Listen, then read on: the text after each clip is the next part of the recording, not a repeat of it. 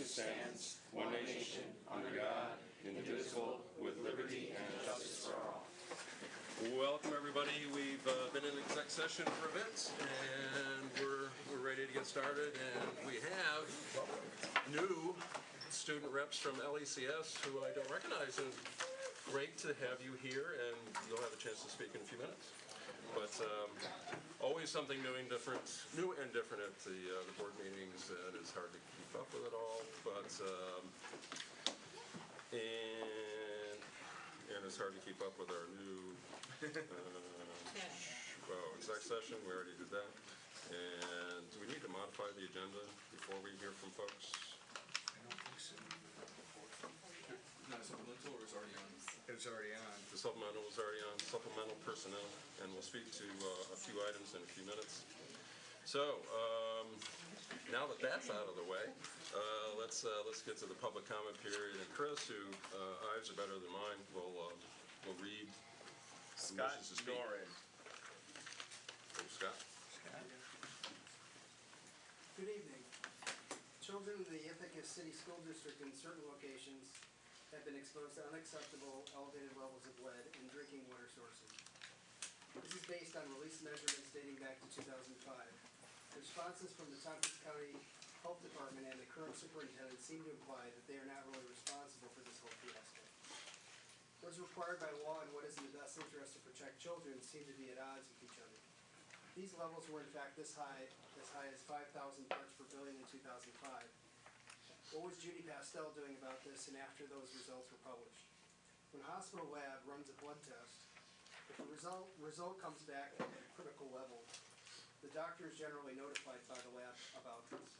Say very low hemoglobin hematocrit, for example.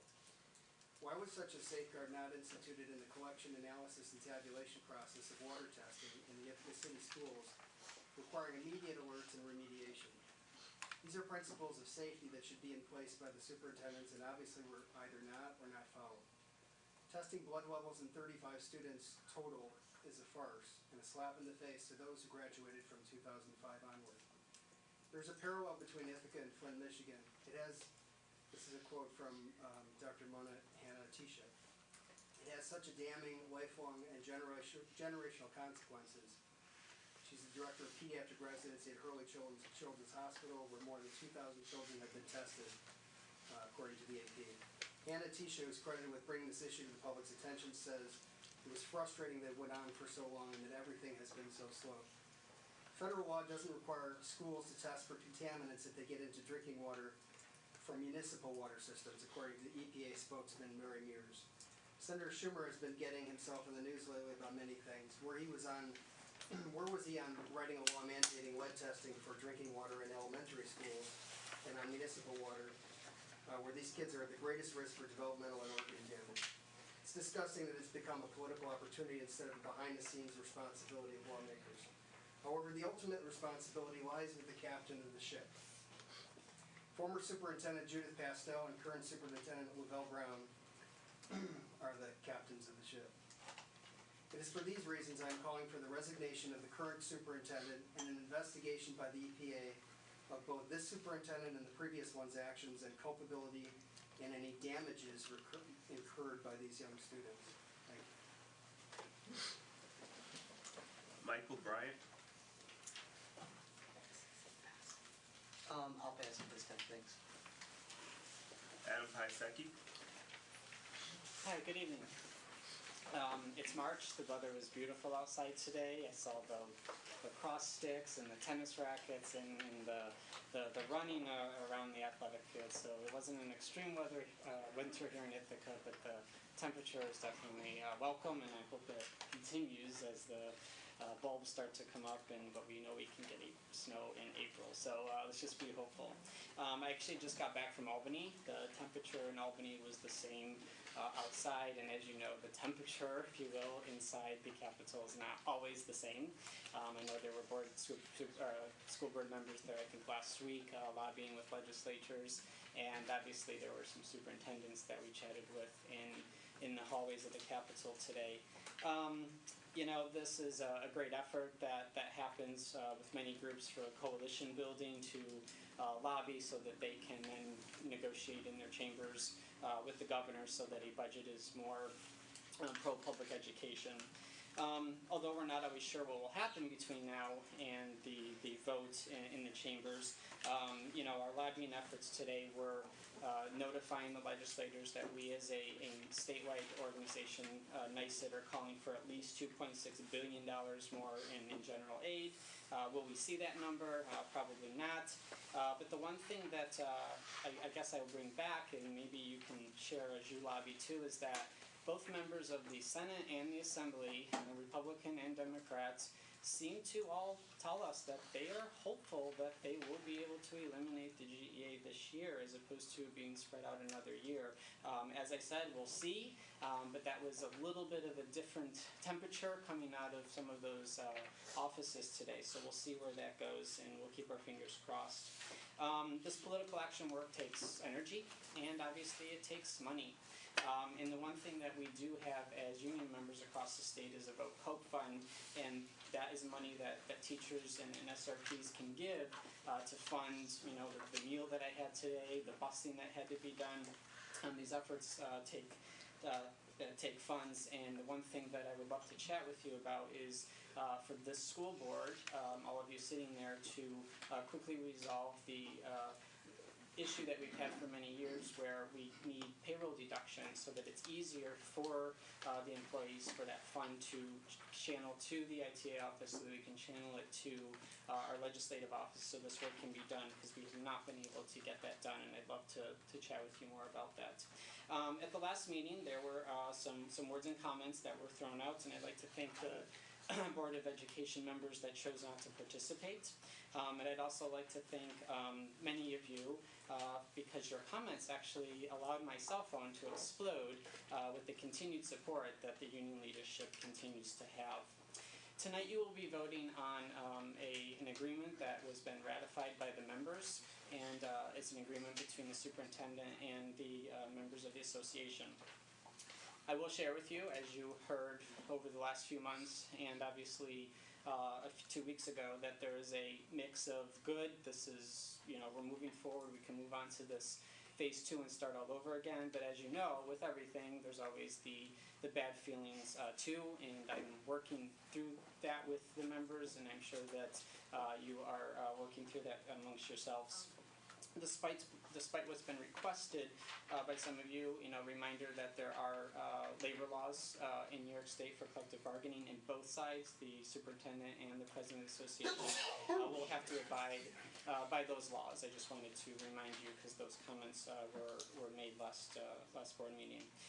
So we are hopeful that you will unanimously pass this contract that's in front of you, so that I can begin my meetings with Mr. Van Kuren tomorrow, so we can proceed on to the next phase, while we also deal with the aftermath, because there's always things that have to happen with a settlement, and we'll work through those with his clerical staff, and the teams will start again, and let's hope that it's not a year-long process again.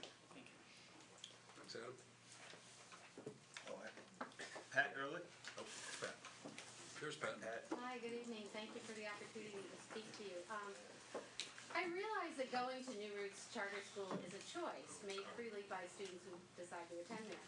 But I'm curious, as I look at the data, whether this is an informed choice. Do parents and their teens know the graduation data that I've presented to the board tonight? Or is New Roots making promises that it really cannot keep in terms of graduating their students? When the only source of information comes from the school's administration, well, we all know that's a fairly unreliable source from past experience. So I provided the data that you have in front of you on graduation comes from the New York State report cards. I provided all of that information to all 20 districts that feed New Roots Charter School. And I've encouraged all superintendents to share this data so that students who are making the decision to go to school there and their parents realize that a very large number of students do not graduate even after 4 years. I think every district should be helping families make the best possible choice. Historically, more students who have started New Roots either return to their home district or drop out of the school entirely rather than graduate. And there are actually cases out there where students have attended New Roots for 4 years and not received a single graduation credit, not passed a single course in 4 years. Do parents know this? Some come back angry, embarrassed, ashamed for having made this choice, and I believe that no young person should be in that position. They're being promised an education, they should be receiving one. I hope that parents start making good decisions. We can see it happening. The attrition rate at New Roots is definitely happening. They're right on their collar limit right now of 131 students. That's with the new revision that just went through. A choice like Ithaca High School is a much better choice. We are approaching 100% graduation rate. You should all congratulate yourself for that. And it's a choice here that recognizes vast opportunity, many, many choices for all students. So I hope that when we're talking to students about going to New Roots, we emphasize what's going on there as opposed to what's going on here. Thank you. Thanks, Pat. And Corinne. Thank you. So I'm Corinne France, and I also am here to talk on behalf of the New Roots students and their parents. First of all, I just want to make a qualitative comment. I've attended some of the New Roots Board of Trustees meetings, which is equivalent to this, and there's almost nobody in the audience. There's no public comment period allowed. There is no give and take between the board and the students who attend in terms of being concerned and finding out what is going on. There's no transparency. So I had presented, I guess, a couple of weeks ago that a question was raised as to whether, in fact, their chartering agency was properly evaluating the revision of their enrollment that was approved. And I have the letter, which in fact was sent to them in June, showing that they had, that they were in violation of their charter provision. And the letter points out the reason that this is a problem is because it ultimately could affect the Education Corporation's fiscal soundness and jeopardize the educational program. And goes on to say, the counsel from CSI says, we are also concerned that the reduced enrollment may reflect reduced demand. They go on to say, but however, we're happy to grant you a revision because we do this routinely for all charters, which I question how responsible this is on behalf of the students. But in addition, I've received some additional information which was required for the approval of that revision, which shows that they are expecting and in fact counting on 71 ICSD students in order to just meet their projected 5-year forward budget. And it turns out that as of today, they have only 50 ICSD students. And when you go through the budget that they have presented to CSI, when it's 50 and not 71, that means that they are already $273,000 less in their budget projections. However, when you look at the budget projections with 71 ICSD students, they only have a little wiggle room of $60,000. The point is, they cannot defend the projections that they gave to CSI to justify altering their charter. And I just, again, wonder whether the students understand the significant consequences on their educational programs. For example, that is 40% of their instructional staff. If they don't have $273,000, they cannot pay the entire instructional staff that they have. They can only do 60% of what they are projecting. Thank you. Thanks, Corinne. That's it for those who have signed up. Anyone else wish to speak at this time? If not, then we'll move on right to student representatives, and We'll start with LACS because they're new. Thanks. Oh, no problem. Go right ahead. Okay. You got the floor. All right, well, it's nice to see everyone. We're obviously new, so this is our first time, but we're going to do our best. First, the Students of Color Committee at LACS, which is a committee that focuses on students of color in the school and their allies, wanted us to remind everyone that it's Black History Month. And there's been a lot of sort of work and such going on at the school to promote that in our community. Beyond this, all our students have now received what trips they're going to be going on. Those of you not familiar, ACS trips are essentially, I don't know exactly how to do this. They're like education. We take an educational week in May where every student chooses a trip that either has an athletic or an educational purpose or like an extracurricular aspect to it, and every student chooses one of those and spends the week focusing in that area.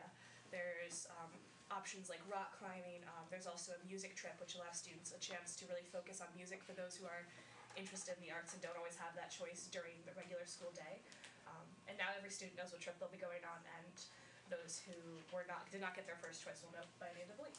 Yes, there are also community service-oriented trips, including the service group and the Katrina Relief Group. Beyond this, my rebuilding of the LACS democracy proposal passed, so I'm working on that actual rebuilding. If anyone wants me to explain it, it's 14 pages long, so you probably don't want me to. Democracy went away. No. Actually, I lost power. It's true. It's a reorganizing of how our school creates and runs all of its school meetings. So there are 5 students and trainees who are taking on those roles of organizing all the proposals that we get given, making sure that the meetings run smoothly. We're both members of it. It's really quite interesting. We're going through all of the past proposals as well that were passed many, many years ago at our school that maybe weren't implemented correctly or were forgotten along the way. And we're just trying to really make sure that all of our files are in order and such. So that's happening.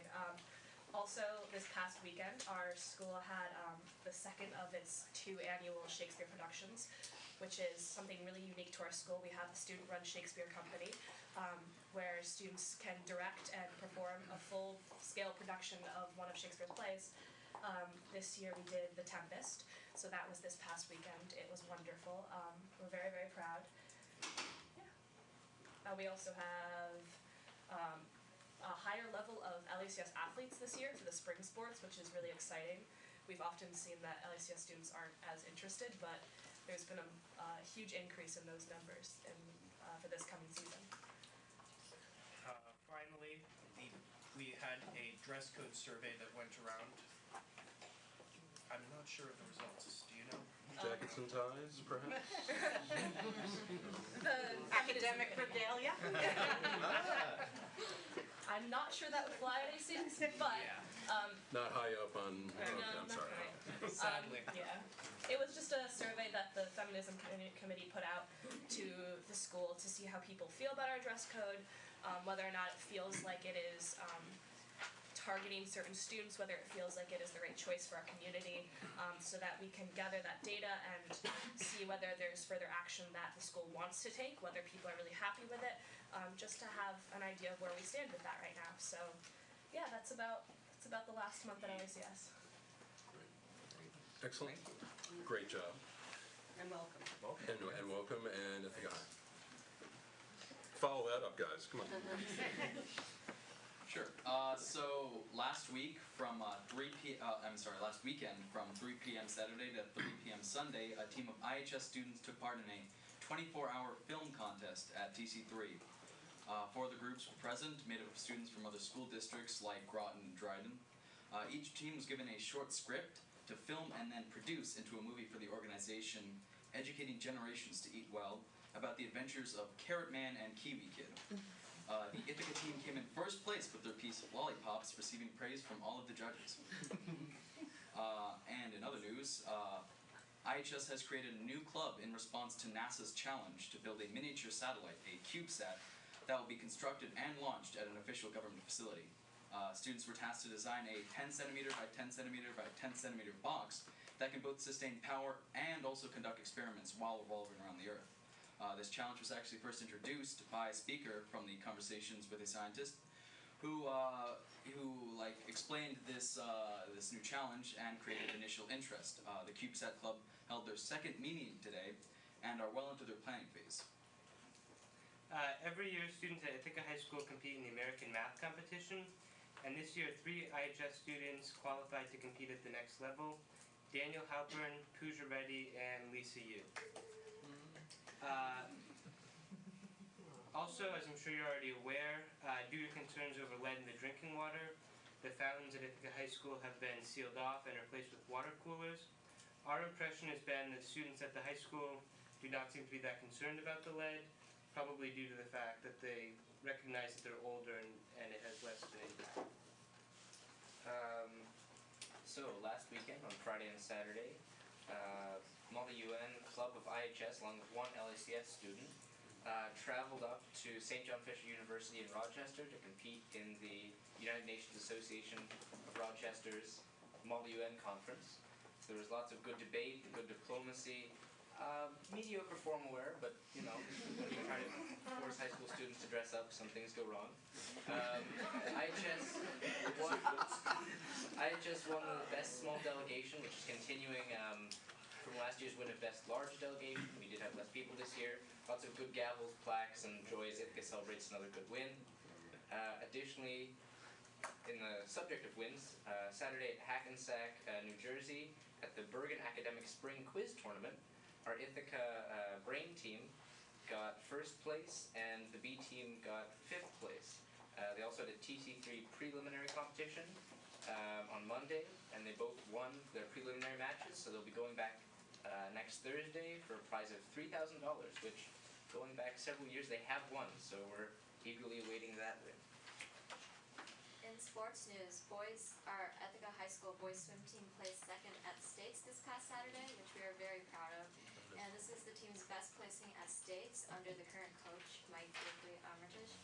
And there were several top 10 finishes in several events, and most notably, senior Kevin Miller made All-American times, which are the top 100 times in the nation, in 3 events, including the 400 freestyle relay with a team of Kevin Miller, Jamie Lovett, Robert Rankin, and Francis Schickel. And as the winter sports season is rounding out, spring sports are in full swing starting just this week. We have softball, baseball, lacrosse, boys tennis, and track teams that are hard at work, just as the weather conveniently brightens and warms up. And Social Justice Week is coming up this month at the high school. For those who don't know, Social Justice Week is an annual week-long event in which local presenters come to the high school to raise awareness about certain social injustices. And this year, the presentations will take place Tuesday through Friday, March 21st through 25th. And there will be presenters from Cornell, Ithaca College, Planned Parenthood, the local food bank, and more. And they will be presenting on a wide variety of topics, running the gamut from Islamophobia to GMOs to feminism. And what's really amazing about this is that it's run by a student committee with Mr. Melander as the advisor, but most of the students are taking the lead in reaching out to these speakers and confirming them, which we think is really great. This is always a widely popular event, and we're looking forward to this week of learning. That's all we have for you tonight. Excellent job. Thank you. And we're ready for board responses. Anyone? Anyone? Regarding anything? I'll just respond to Adam. Certainly the board is very pleased that we're able to go ahead and do the agreement. We will have the opportunity for the vote to vote on the agreement that between the administration and the ITA. Look forward to being able to do that today, so we can at least get caught up and then start right back in with our discussions and how best to move forward in those discussions, and also how best to compensate all our staff, and we'll continue to do that, and hopefully we can just keep moving forward, and that's certainly what we look forward to on our side of the table. Dr. Scott Noren, I don't think is here, but I'll just say, as far as I'm concerned, if I have anything to do with it, Dr. Brown will be here as long as he wants to be. So there is that. I hope that will put that to rest. And regarding water in the schools, the Ithaca High has already mentioned there is certified water in every building, and we will go through a very thorough and thoughtful process on how to move forward. And until such time as we have a plan in place that we can have a discussion with the community on how best to move forward and what possible solutions there may be. We'll have certified water in all buildings, regardless of whether we are required to test that water or not, regardless of whether on a municipal supply or whether we have well water. So that's, and really we're at that point now where we will dig into the issue, but that issue will not overshadow instruction and learning in their classroom and what we need to do to move the district forward for all the good things that you heard these students talk about. That's the prime issues that we deal with, and we will deal with all the other issues that this district has to deal with on a daily basis. But one issue will not overshadow everything else that we do. Sean, did you want to? Yeah, I'm trying to keep my comments appropriately placed in the agenda. The one comment I want to make now is 2 weeks ago, since the LACS folks mentioned that we just finished Black History Month, I had the honor and the privilege of participating in Boynton Middle School's Black History Month celebration and attending both the keynote and then also attending some additional sessions. And I remain amazingly impressed by our young folks and their ability to pierce through questions and ask engaging things, and push me in particular to think about the work that I do. But also just want to give a great round of kudos to the Boynton staff for helping organize a phenomenal day. And I got a number of emails from other folks, from parents of children, who said how powerful the day was for them. So I greatly appreciate the work that folks did at Boynton Middle School for that day. That was a phenomenal day had by all. Ann, and then E. Well, I just wanted to report to the board, to the public. We went to Albany as part of the lobby day. Eldred and Brad and I drove up the last Monday, and we did meet with the legislative assistants in both Barbara Lifton's office and in State Senator Omar's office, and they were actually really, I thought, productive conversations. We, of course, brought the funding issues that kind of we deal with, and particularly the GDA, which hopefully that might get resolved this year. And also discussed with them some issues that pertain to the tax cap that could have some real impacts on our community. So I think it was definitely worth going down there. And so, you want to add anything? No, that's good. E, go ahead. I want to share some good news. We got some good news this week, believe it or not. A couple of organizations lauded us for the way we've managed the district's finances and the way we've supported students. In particular, an organization called Teachers.org, which I'm sure many folks in the profession are familiar with, ranked this district 6 out of 383 in the state across 3 primary criteria: student-teacher ratio, our support for teachers, and the academic profile of this district. We say it again, 6 of 383 school districts. In particular, what I found most encouraging, that we were the only school on the entire list who had students in the $5,000 to $10,000, I just priced you now. Yeah, don't do that. Students in the 5,000 to 10,000 student range, who offered as many supports for our teachers as we do. The numbers are over, I think, 400, and we were the only school on that list to be in that category. It's also important to note that the state auditors gave us their full support and appreciation, in fact, for how we've managed the district's finances during one of the most fiscally challenging times in this state's recent history. So despite what may have seemed like tension between us and our staff in the weeks leading up to this temporary agreement, I think both sides should step back and really appreciate the unique circumstance which we've created here. We actually scored higher in those criteria, and our dear friends in Scarsdale, New York, and other fine downstate districts. I also want to reiterate what our board president said. For those who want to continue this journey with us to determine what's happened with our water sourcing, understand first and foremost, if you think anyone sitting at this table has anything but the actual highest regard for the health and safety of children in mind, then we need to have a talk privately outside this conversation, off camera, because there might be some tough words said. When you look at the number and the type of complexity of the organizations that we're going to have to bring to bear to deal with this, ask for the resignation of our superintendent, implies that you just don't know what you're talking about. We have the federal government involved. We have the State Department of Environmental Conservation. We have our county health department. We have our regional BOCES affiliate who's supposed to help us in this regard. We have us in the school district, and we have our county health officials. Those are institutions and organizations who don't usually have the opportunity to work together. You talk about silos, we're talking major silos. We're not nest egg, we're not Russian nest egg like some other states are. The state that Lavelle comes from, Virginia, the county and the school district are one.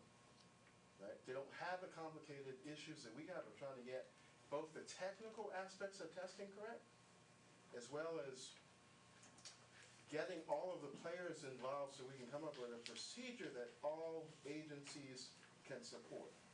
So again, we have Dr. Brown's, we fully support him and what his team is doing to help us untie this Gordian knot. And please understand that we love our children and we understand the significance of this, but as Rob also said, we're a district that's much bigger than even this one single issue. Anyone else right now? If not, we're all good. And so we're going to move on.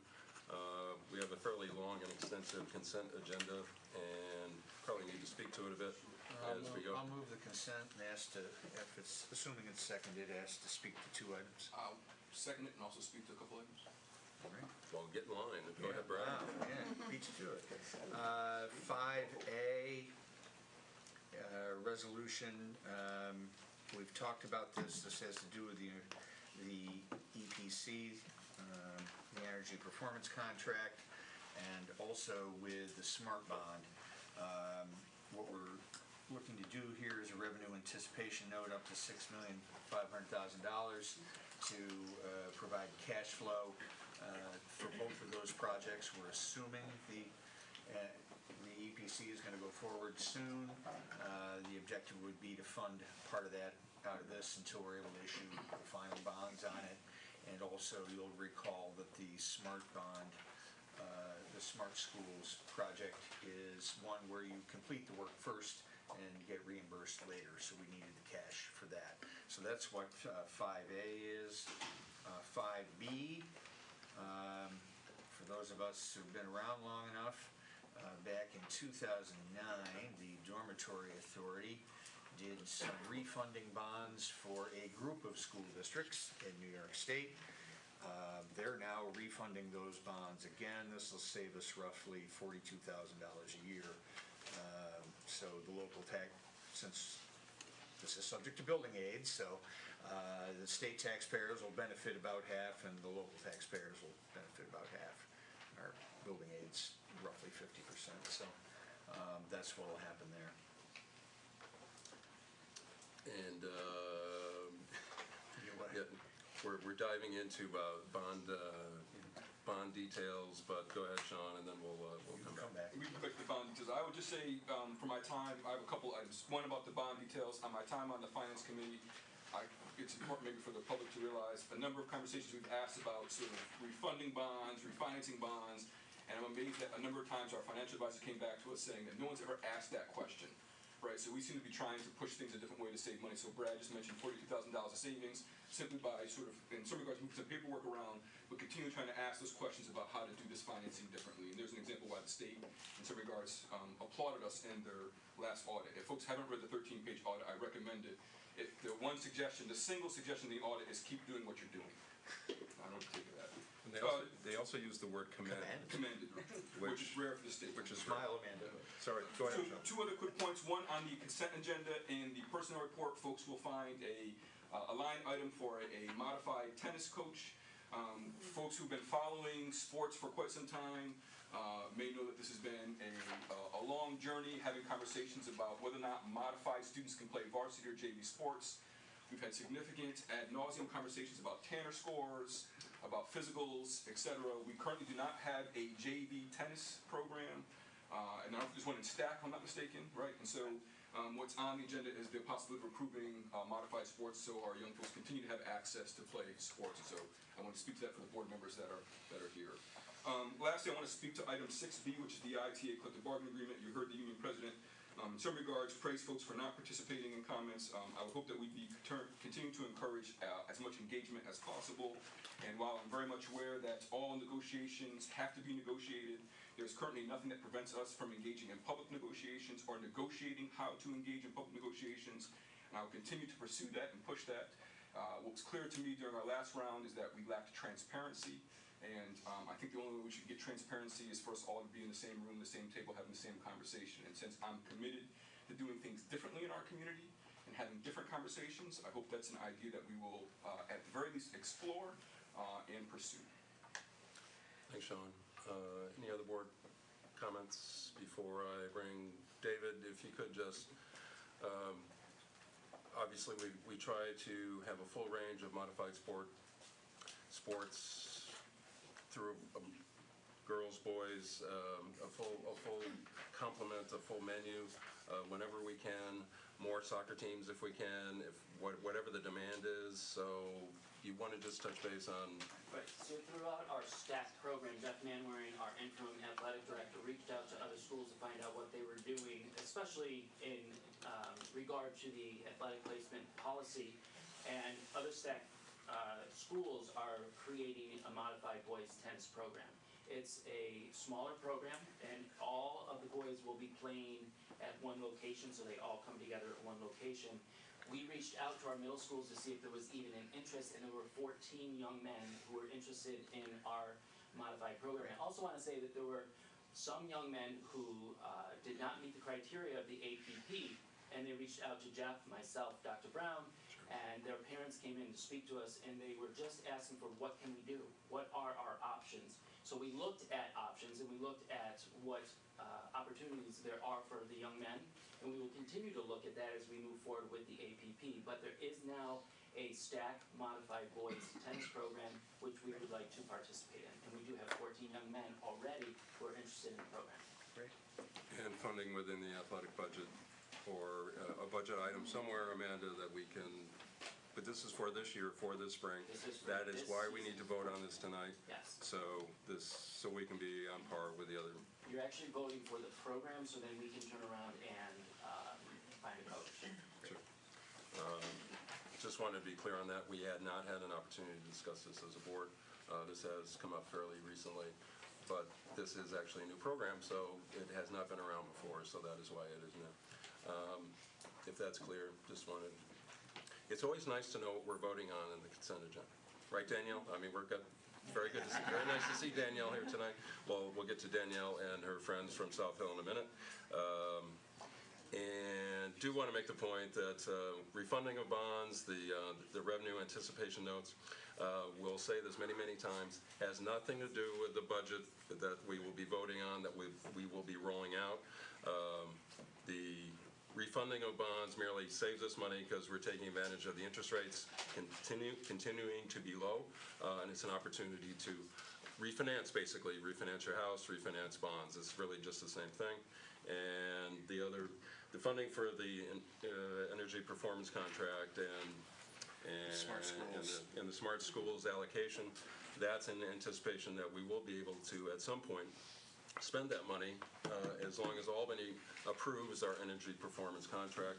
We have been waiting 14 months and counting, and as soon as we get approval from Albany, that work will begin immediately and without delay. There is much desire and need for improvements at the various schools that these projects we'll address. So, any questions on the consent? There is a lot there, and you've had a chance to. I just wanted to make one point for people who might not have read through the entire agenda, that the cost of the modified program is coming in at just over $1,600, just $1,600 and change. So since there's a lot of talk about budgets and money and financial concerns, just thought that should be mentioned. And could I just ask, was there any talk of a girls modified? Girls modified would be in the fall, and we're going to be looking to see if it's, I'm pretty sure it's fall. Yeah, it's different season. It's a different season. And we will be.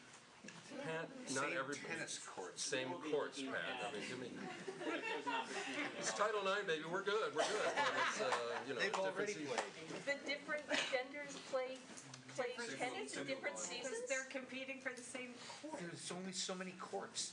Girls swim team is different than the boys swim team season. Same reason, only one pool. I learn something new every day. Thank you, fellow board members. Glad to help, Pat. But we could always build another pool. Or 2 pools, right? I'm just, I that's why we don't don't want do the this. facilities people getting all excited. I won't say. And much to, I'm sure some members in the policy committee's dismay, part of this conversation came up in regards to middle schoolers being able to play varsity sports, which forced additional conversations, even more conversation about Tanner scores. So at some point in time, the policy committee may entertain a conversation with our medical director and our head nurse to have a conversation about if our current policy is about protecting student injury, then we may have just done a blanket idea, but there's nothing going to change for this academic year. But we may entertain this conversation of having a slightly more nuanced policy in place for next year. There are absolutely no promises, but we're trying to figure out what's in the best interest of student participation and student safety. So that's where we find ourselves with that conversation. Not to drag the policy committee deliberations into a full board meeting, but we really did try this for months and months and months, and it was completely shot down by New York State, and at the New York State level saying we couldn't do it. I actually think the idea of creating modified, age-appropriate teams to solve this problem is a wonderful solution. And that may be our solution. Yeah, but unless something changes in New York State regulations, it's a dead-end road. Sure, and this is part of the conversation not coming from the policy board, from parents, but from the professionals who work for the ICSD who are asking us to think about it again. So that's where it's coming from. So just so folks are on the same page. We good? It's got to be really, really quick. What? Okay. What, my name is. I know you're a tennis guy. I did put my name down to speak earlier, so. Oh, you did? I'll keep it short. I did, yeah, but I thought it wasn't appropriate with where the meeting was going. Oh, okay. This is the topic. So, I'm a tennis coach, and I coach most of the kids in the area, and I coach privately all the Ithaca kids, and then I send them to your school. And you have had an amazingly successful program over the last few years, probably the single most successful sports program at Ithaca High School in the last 5 or 6 years. 6 kids out of 6 possible went to state last year, which had never been done in Section 4 in the history of Section 4, and so forth. And some of these kids have been able to go on and play tennis in college thereafter, and it has helped their families financially in many ways. I come from public parks background in St. Louis and was through tennis able to get an opportunity to go to college. Our family didn't have money at all, and so I know it is perceived as an elitist sport, and I think that perception is justifiable in many ways. Okay, but you can break through that, and I think this is a great opportunity for Ithaca to try to break into all sorts of different demographics, possibly to get programs going through the tennis program here. Okay. I think it's also important to know basically what everybody else is doing with not just tennis but other non-contact sports throughout the state as far as the Tanner scores. And so I did a little fact finding myself, and I decided to call Albany and find out exactly what was happening, and then called different sections, different athletic directors. Elmira City District, the entire school district, for example, for tennis and other non-contact sports in the spring is only requiring Tanner 3. Horsehead School, they don't even look at that. They just have a very specific protocol. Lansing, where I actually formerly coached the tennis team, doesn't do that as well, and they have the same doctor. Okay. I talked to Mr. Daly, who was the prime mover in writing this protocol, and talked to him at length. And he stated explicitly that there are absolutely no legal ramifications for any school in the state, and it is not a requirement at all. It is just a recommendation by the state right now for a TAN or 5. That's what he told me. So I don't mean to cut this short. This is a conversation we've had ad nauseum. If you want to bring this to a committee, we have to have it. We've made the same conversations and the same dialogue, talked to the same people, got the same information, and when it all came down, our lawyer said absolutely not. So the state gives a recommendation, but should something happen to a child after the state gave the recommendation that you did not follow, that makes you liable. Right. So, and I don't doubt you got that advice, but I'm curious as to how that the greatest percentage of other schools are getting either different advice or not following the advice. I don't know. Sure. But it's very interesting. Maybe that we could look into that further.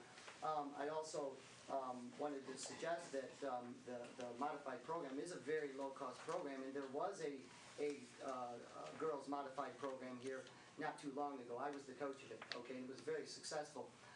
And they cut it when they had the budget cuts, and that program cost only $3,000. And the reason why it was cut was told to me exactly by the athletic director at the time that these girls could afford to get private training elsewhere. Well, I was a little aghast at that because I knew these individuals personally, and they could not. And I also suggested that the schools should not even be considering it that way, that we should be trying to do what we can that to afford anybody this opportunity to enjoy whatever sport it is that they really enjoy at no cost, you know, and that's what I think, I feel like one of the mission statements for public schools. No, exactly. We appreciate that, and that's, as Sean says, back to the policy committee, and it's really a good place to have a more in-depth discussion, as long as, Sean, you don't get behind on the other policies that we're trying to. I appreciate your concern, Rob. Yeah, but E, did you? Yeah, I wanted to make one more incredibly exciting comment about finances. From our trip to Albany, we made sure to make this clear to our representatives. Adam, I don't know if you had a chance to say the same, but we wanted them to understand the financial advice we're in. And we say this every budget season, but it bears repeating concept. The taxpayers of this community pay more than their fair share of what it takes to run this district. Right? We're at 75, maybe 76, 77%, depending on what day you look at our math.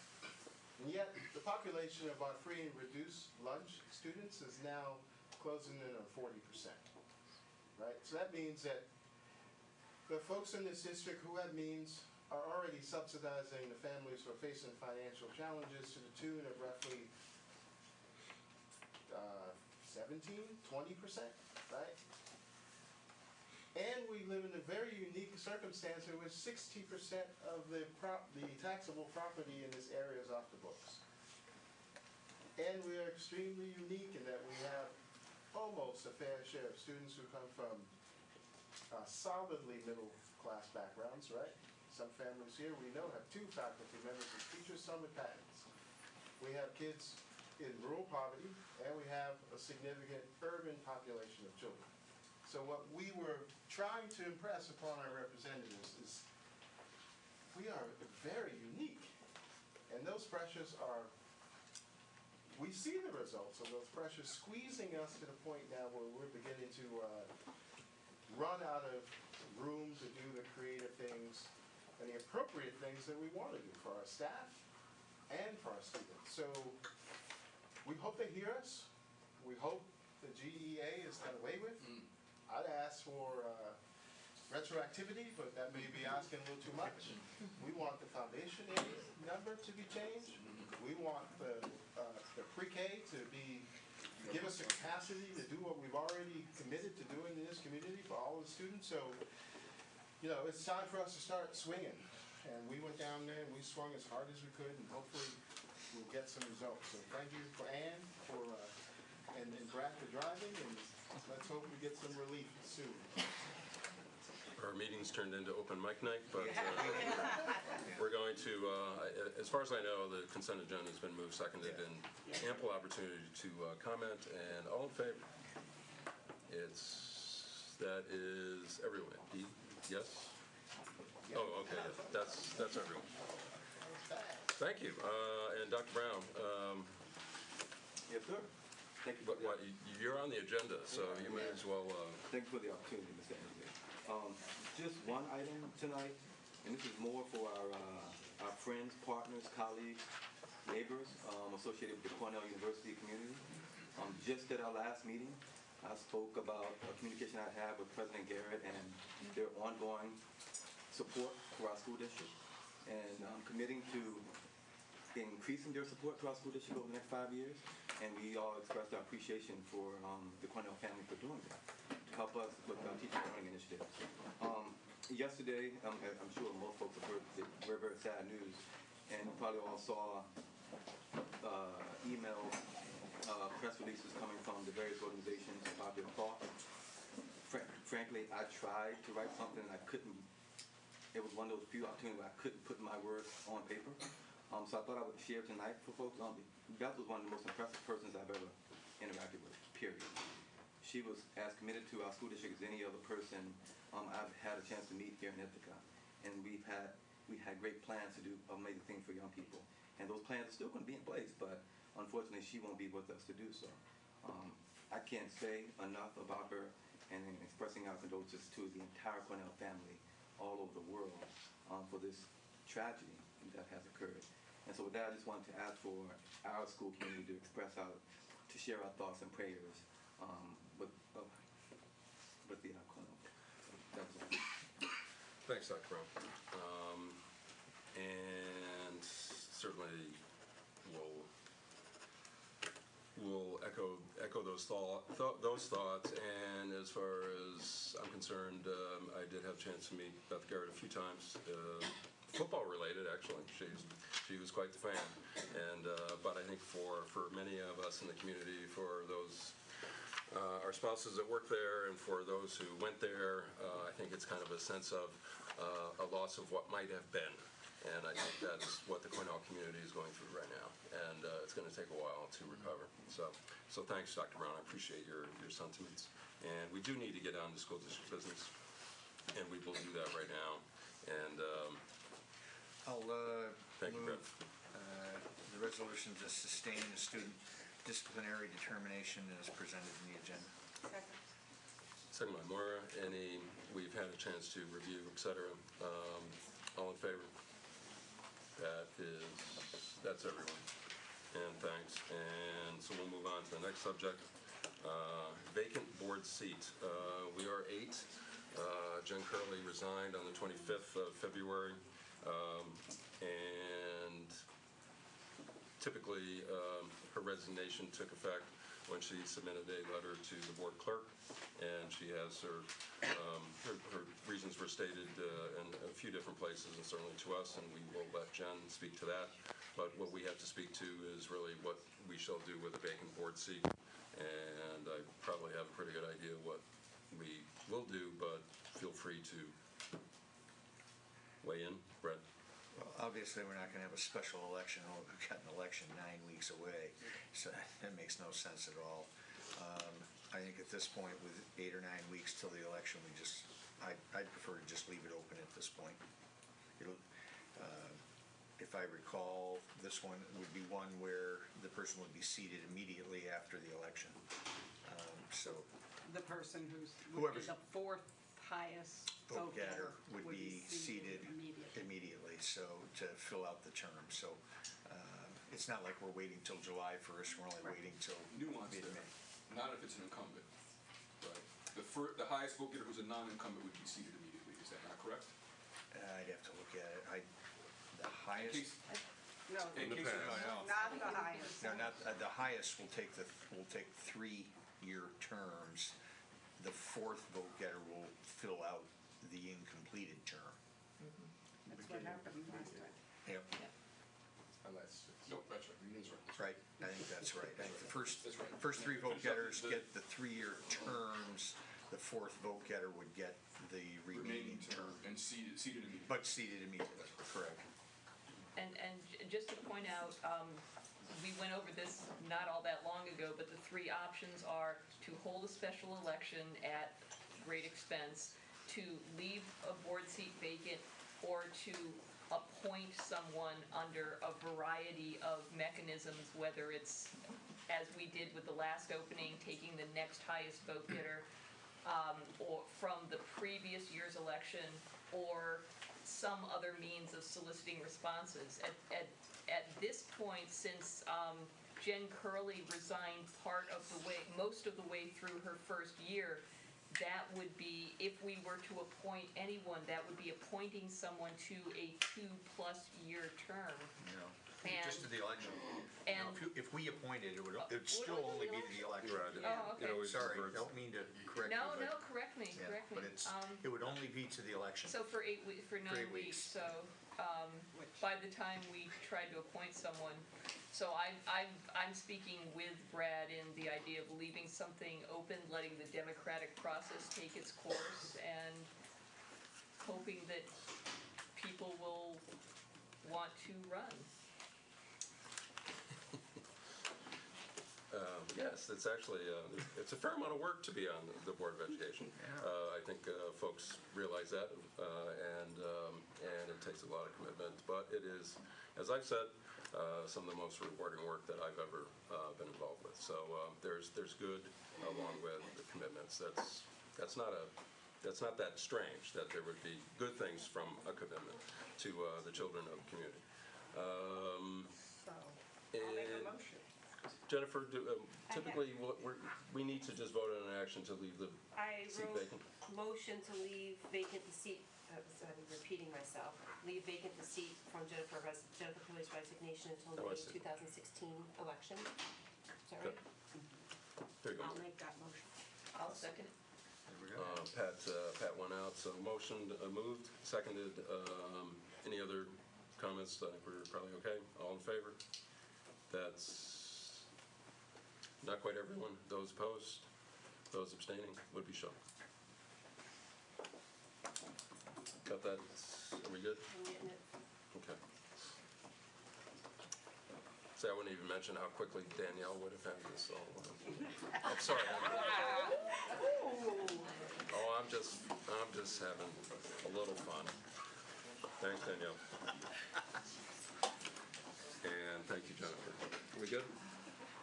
And now we are ready for South Hill, and we've been waiting. You've been waiting, but we appreciate it. We look forward to Samantha and your folks. Good to see you. Thank you. It's wonderful to be here, and I do want to thank the friends that are with me. We are in the midst this week of family teacher conferences, so it's an extra added time for our staff to be out and about, so I'm grateful for that. One of them, while we get ourselves together for our technology. I hope that it all goes well. Okay, it was warm enough. Thank you. The lights dim? A little bit, perhaps.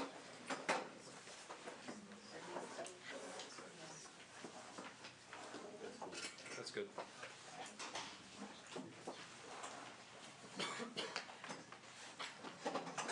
So, I just wanted to say good evening. And then I say good evening at South Hill. Thank you, we expect a response. We're modeling for the students, yes. But I do want to share that I'm grateful for this opportunity for us to be able to share and highlight some of the work that we're doing at South Hill. We have a very dedicated and talented group of students and families and staff, and I'm honored to be the instructional leader of South Hill, to work in a community that has such high integrity, and it's also strength-based in its approach to educating our young people. So this is our mission. It's our shared mission, and this reflects to us collaboration. And we achieve this by engaging with our local colleges and universities and our local and regional community agencies, by educating our students through collective inquiry, and empowering our school community by providing staff and students an opportunity to be leaders of their own learning. There are two essential keys in my role as an instructional leader, and that is building teacher leaders through modeling instructional leadership and fostering a safe and healthy learning community for all students and for the staff. Over the past 2.5 years, we have collectively grown our instructional vision and practices, and our focus has been on South Hill being a place where all students, families, and staff belong, and a focus on developing our relational trust and how we interact with one another, and how that affords us an opportunity to function as a healthy community. Additionally, our charge has been to ensure that every student is on track for graduation and they are prepared to productively contribute to our local, national, and global society. We want to empower all students to achieve academic and social-emotional excellence. Next slide on community. We all have a piece of this puzzle in creating community, and we create community at South Hill through our responsive classroom practices, such as morning meeting, with our PBIS school-wide behavioral expectations, with our monthly gatherings, our South Hill Shines, where we highlight students' academic and creative abilities, and also in our PLC work. This year we focused on staff-to-staff relationships and established expectations, also known as norms, through a collaborative inquiry process led by Kirby Edmonds from the TFC Associates. Our next steps. We realize there are two major areas that we want to focus on to continue moving our work forward: the creation of a school improvement plan and the defining and analyzing our inclusionary practices.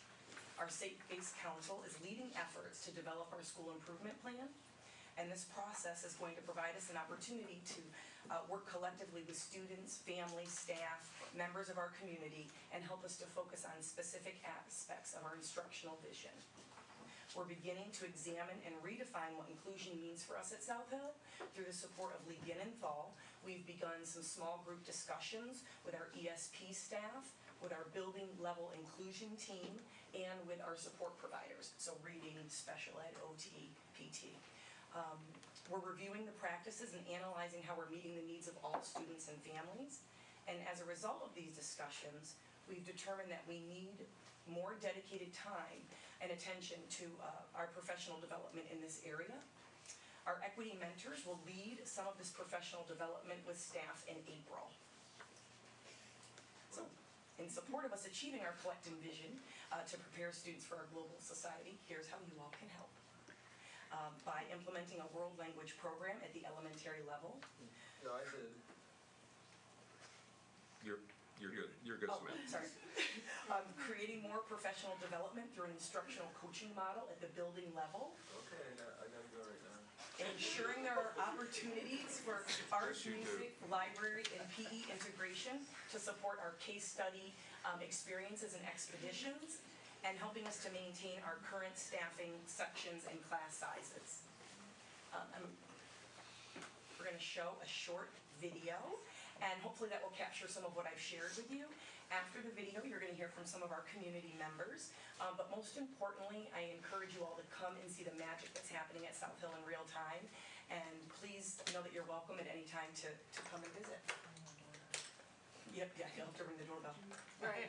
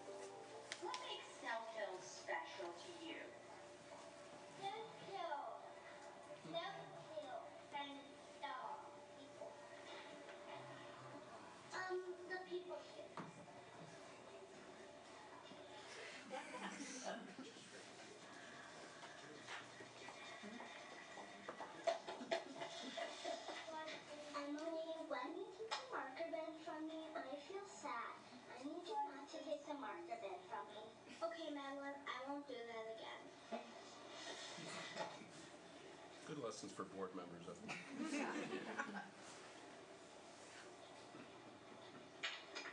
Oh, that especially. Yeah, yeah, there you go. I feel a little bit mad.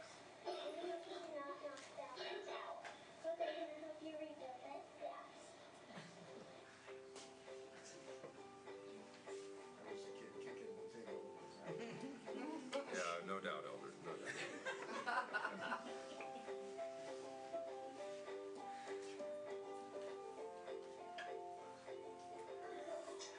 What makes South Hill special to you?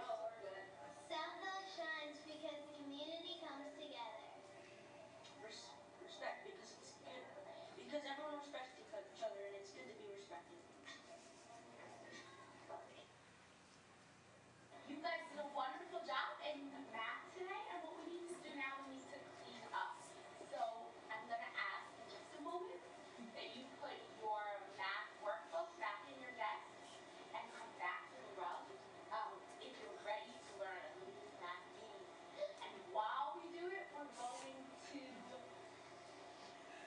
our 3 times tables. And we're going to sing loud and proud. So you're just putting your math book away and coming back to the room. Let's start from just 1 to 3 kids. Let's cut out the first part. Does that sound good? Yeah. Oh, we'll start with 1, 2. All right, ready? Ready? 1, 3 is 3. 2, 3 are 6. 3 3s are 9. 4 3s are 12. 5 3s are 15. 6 3s are 18. 7 3s are 21. 8 3s are 24. 9 3s are 27. 10 3s are 30. 11 3s are 33. 12 3s are 36. We have sang our 3s. We sang with ease. Well done. That was really nice. We're going to do it some sharing. Good. Thanks, Ben, for your signal. So, who would like to lead us in our writing cheer while we set up? Iona? So while we go set up, we're going to do our writing cheer. Who's going to be the second person to do it? Oh, good. Lots of people. Tanner, why don't you do our second W, okay? So we're going to do our writing cheer loud and proud while we set up and come back to the room. Iona, when you're ready. Give me a W. W-R-I-T-E, that's the way we write, baby. Let's write. Let's write. Yeah, let's write. Woo! Tanner, give me a W. W-R-I-T-E, that's the way we write, baby. Let's write. Let's write. Yeah, let's write.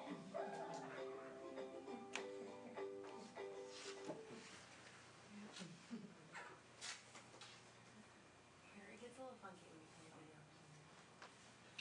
Alright. Good evening, my name is Patty Levine. I'm proud to be a first grade teacher at South Hill Elementary School. I'm here to share with you a little bit about our Farm to Table year-long integrated curriculum that all first graders are exposed to at South Hill. It's a year-long case study essentially demystifying the journey of how food gets from the farm to the table. This is our 3rd year in development at South Hill. And philosophically, really, the idea behind it is that students construct their own knowledge best when we're layering common background knowledge that we develop in our first unit of study, and we're exploring something more in depth as we go throughout the school year. So Danielle's going to talk a little bit about our most recent case study that we finished on corn. Our most recent case study was corn, and students learned about the nutritional aspects of corn from multiple perspectives and how pervasive it is in our food system in all of its different forms. And then in their culminating project, they had to form an opinion about whether or not it was healthy and write a letter to Denise Agati about whether we should have more or less of it in our school lunches, since they learned that she's the one that makes the decision about what actually ends up in our cafeteria every day for lunch. So after Denise read the letter, she was wonderful enough to come into school and talk with the students about their opinions and learn from her what her job entails and how she makes those hard decisions about what food ends up in our school lunches every day. So these are a couple of examples, and we have a little picture of Denise in there talking with the students. Really brief overview from our perspective about Farm to Table, but since it is really the kids that matter, and they're a little bit asleep right now, it's their bedtime, we have a short video of some of them telling what Farm to Table means to them. We hope they're We asleep. hope that they're asleep, and that we do have a video. What was your favorite part of From Farm to Table so far this year? Going to the South Hill Apple Orchard. What did your apple study group do there? We were picking out the ripest apples, so we could have it for our cafeteria. How did you know which were the ripest apples? We looked at them around, and so they don't look that messy and stuff. Thanks, Armand. What was your favorite part of Farm to Table? Oh, we got to go to the apple orchard. Why was that your favorite? Because we got to pick the apples that don't taste and eat them. Instead of going through the process, they go stage later, then getting the Sunday and going to the next. What is your favorite part of From Farm to Table so far this year? My favorite part is when a professional artist came in and she let us draw these helping the photographs. Will you show us yours?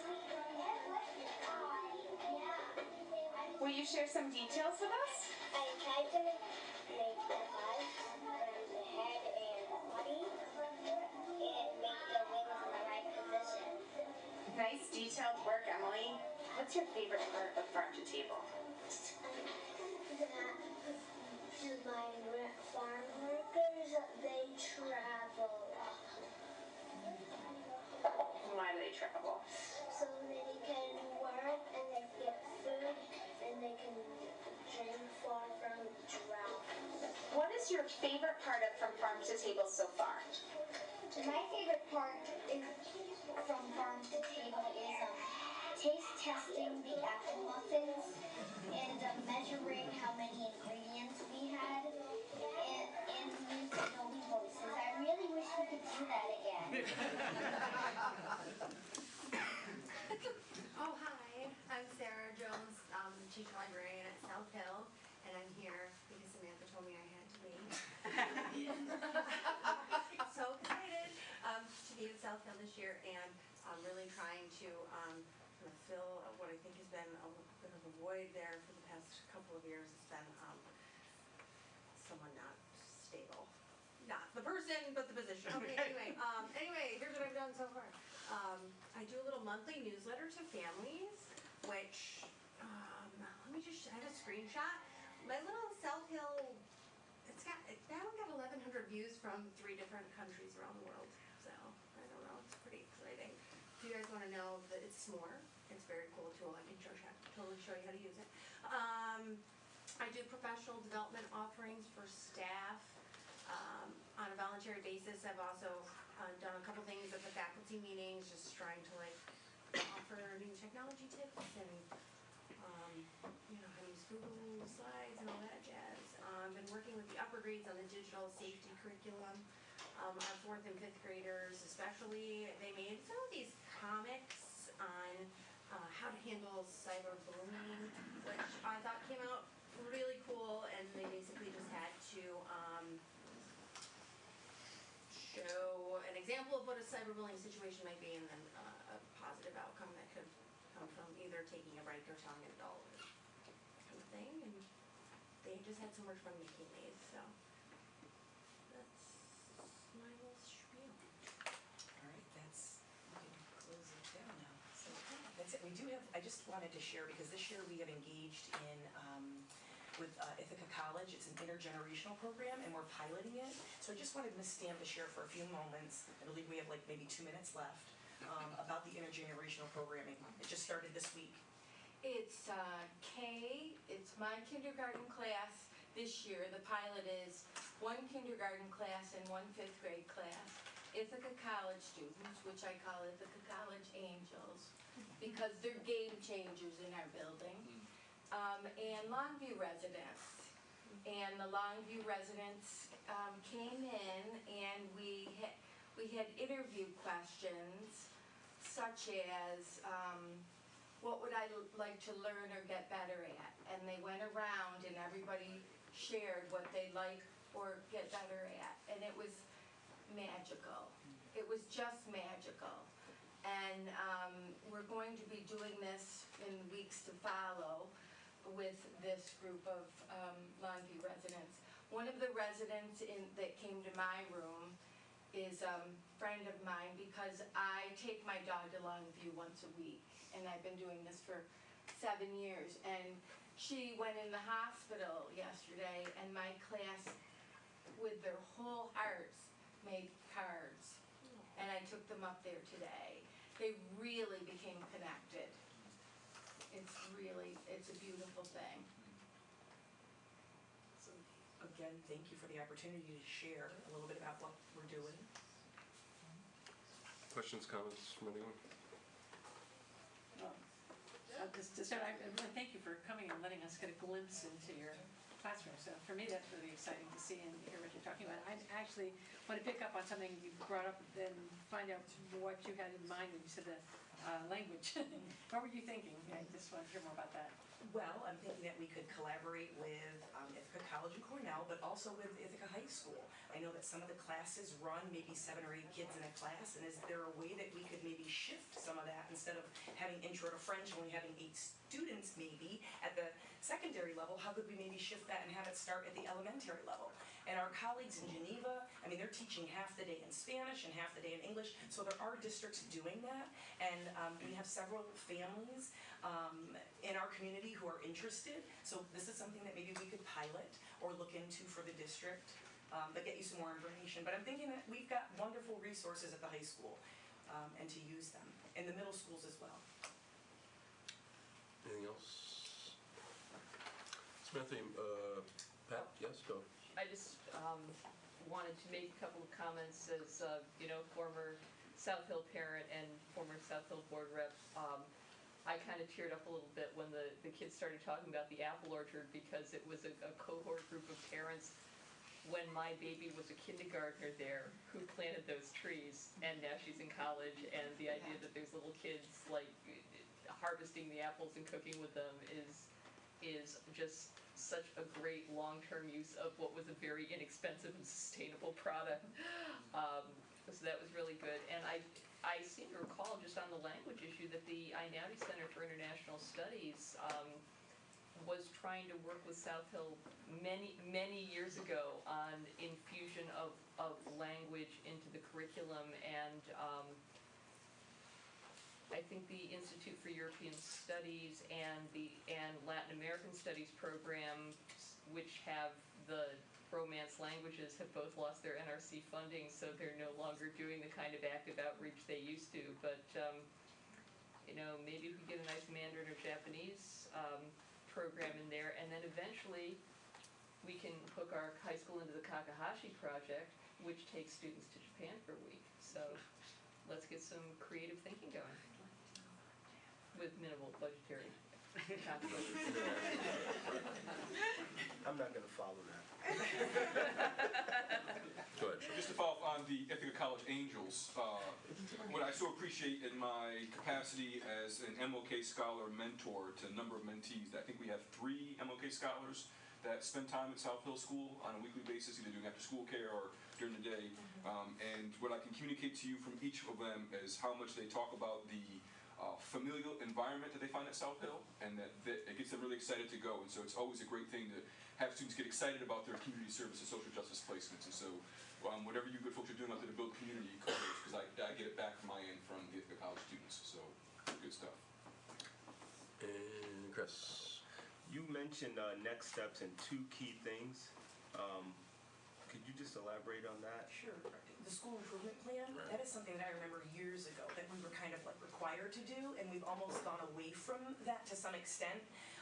So the school improvement plan, like this year through our vertical and data meetings, we've looked at writing, and so that's something that we're going to be exploring. But having the school improvement plan really outlines that, and it has progress monitoring and who's accountable and what the team, how we're collaborating. So we're in the very infancy of that, but our site-based council is going to take that on, and we're going to start with writing because we've identified that as an area of like, what specifically, how do we teach writing, what paper are we using, all of that. So there's that piece, and then the other piece is our inclusionary practices. What we are starting to do through that amazing survey that we had to do and through Lee's support is really look at how our master schedule, how we're looking at cohort of the grade level versus individual classrooms, how our service providers are being allocated. We're looking at all of that to see that we are meeting the needs of all students. So we want to define inclusion for us as a community, and then from there analyze some of our practices and systems. We're very systems oriented at South Hill, and that's a really good thing because regardless of who's there, this is how we handle something or approach it or deal with it. So I feel good about us building that framework for what's to come. Thanks, Chris. That's where I was going to ask you to elaborate on, Samantha, so that's great. Anything else right now other than to thank you all for being here? Thanks, Danielle. Great to see you again. We lost you, Danielle, to an excellent school and excellent families, and look forward to that work, Samantha. And that's really what we've heard reports out from some of our other elementary schools that were required to do a school improvement plan, reporting back out. But it's really it doesn't have to be an edict from on down high from the feds or somewhere else. We can always improve, and really that's the process that was very useful for the other schools going through that, and it's so we look forward to the work. Excellent. Thank you.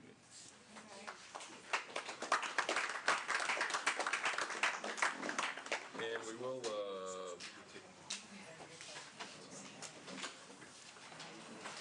will keep moving, and Courtney from the Enfield Community Council will be up and running shortly.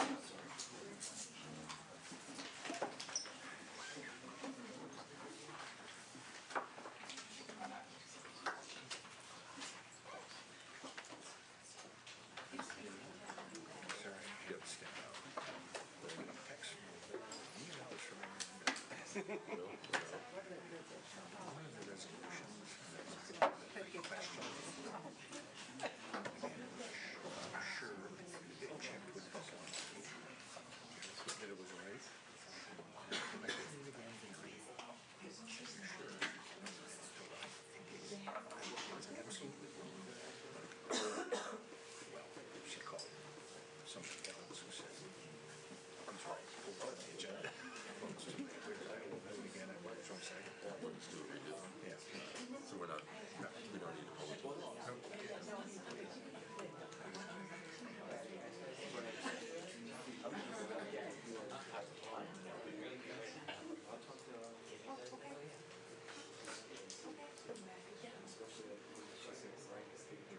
I did tweak it. Yeah. Okay, I got it out.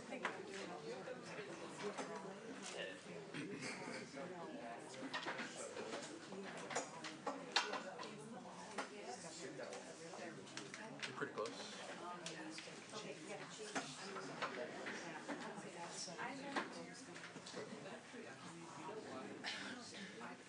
Like this picture.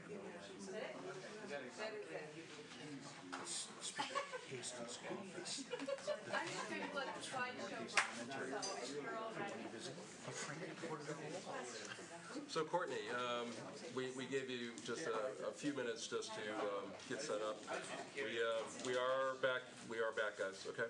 So Courtney, you're the president of the Enfield Community Council, and big reason for you to be here tonight is because there is going to be a resolution, hopefully after tonight, on our budget vote day, the May 17th, and it's going to be dealing with a parcel of land that is on Ithaca City School District property out in Enfield School. And it's going to be about 4.5 acres over in the corner, And the purpose of that land that we hope that the community, the greater ICSD community will say yes and allow us to go ahead and enter a long-term lease with the Enfield Community Council to do what? The Enfield Community Council runs, well, we're a community council. One of our major strong points in recent years has been our youth programming and development. We are running out of the elementary school, we're running out of the middle school, we have some high school students that come to the middle school, and we're running out of the old Enfield Community Building, the basement where the food pantry is located. And we really need to centralize our offerings, and we need to expand. We're getting feedback from a survey monkey that we did through students, parents, educators, everybody who wanted to take it could. There were some major things that our kids felt that they were missing, and that their parents thought they were missing: how to do a loan, how to cook, how to plan a budget, just numerous items. So we really do need to have our own building, and we want it central where it's easy for our kids, because transportation is a problem, to get to. The building on the school property would allow all the students in middle school and high school to take the bus right up to the elementary school, get off, walk across the lawn, and they're there. I found it interesting that the school district itself runs 40% roughly free and reduced lunches. Last year, Enfield was 86%. Our kids greatly need help. They need homework help. They need some place where they can get internet access. Our community in general needs it, but our kids are the ones we're failing because they just don't have the access. And everybody says, oh, go to the library. These kids can't get to the library. It's just not feasible. The bus schedule, which I looked into, is very not good. There's only a few stops. The timing is horrible for students. So we really, really want to put this building in. And we want it there because it makes it the easiest for everybody to access. We have many revenue streams. We have 2 grants already approved. We're going to get a mortgage to cover the cost. It is estimated between $300,000 and $400,000. This is a huge investment that we want to make our community better. One of the things, it will have a certified kitchen. The town of Enfield does not currently have the facilities necessary to feed all of our population in the case of an emergency. It does not exist. The school cafeteria is not big enough to deal with 2,800 people for 2 meals a day. So it has a much wider range of issues that we're addressing with it, but the kids are first. So we would greatly appreciate if we could get the lease on budget and let everyone decide. And if you need any more information, you can feel free to contact me directly or check out the Enfield Community Council website. My information is all on there as well. And questions? Brad, go ahead. Well, I'm very glad they're here tonight. This has been a number of years in the making, so I'm happy this is here. I'm going to move the resolution declaring specified school district property unneeded and authorizing placement of a related proposition on the ballot as presented in your agenda. Second. It says so right here. Second by Moira. And the only thing I'll ask is that it ends in a question mark. Could we edit that to a period? It's supposed to end in a question mark. I think the proposition does. Because it's a proposition. Right, so that's the language of the I proposition. gotcha. Is that English language thing? Right? I deleted it the first time too. And our action tonight will authorize the placement of the resolution on the ballot, correct? Yes. Yep. And certainly the board has been behind in encouraging ECC, but it has been a process. It's not something that can happen overnight. We're not going to sell property to Enfield Community Council. That's not a process that would be useful at all. But certainly we need to enter a lease longer than 10 years. Anytime we enter a lease longer than 10 years, we go to a referendum for all the voters. And so we really encourage folks. We know there's going to be several resolutions on the ballot, but really see the Enfield box, say yes, say yes. So this much-needed building can be added to the Enfield community. I'm very familiar with Enfield. I was on the ECC for quite a while. I'm very familiar with the basement of the town hall. It's, I still get a little queasy. Our new, Yeah. which we pay for, a youth program director full-time, we're the only group who does it. She has done an amazing job trying to make that into a more friendly space, let's just say, and it's still not. But as I've stated in the past, the Enfield Community Council has run programming, summer day camp, programs throughout the year, and the for kids from that community, and those kids go to ICSD.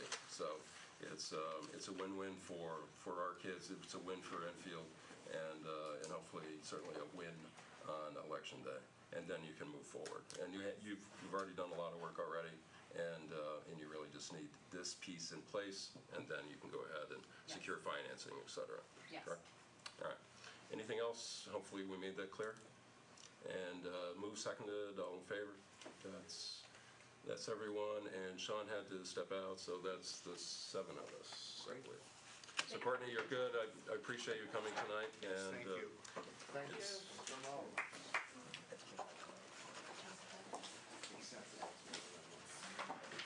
Are we good to keep rolling? Are we? We'll just keep knocking them down. Are we good? Or do you want to let the kids go? You mean the children and The ones who are here from their government class, you want to let them go? For those in your government class, I mean, we do have more work to do. Amanda's getting set up. If you need a signature, feel free to quietly solicit that signature, and then we'll keep moving. We are going to get into fascinating budget items in a few minutes, and Dr. Brown will sign because. Bring it out. Yeah. So Amanda, if we could. Yes. Smart schools allocation. New York State School. I didn't say Smart Schools bond, it's a smart Allocation. schools allocation. I am training myself as well. So this is just a very brief update around the Smart Schools allocation.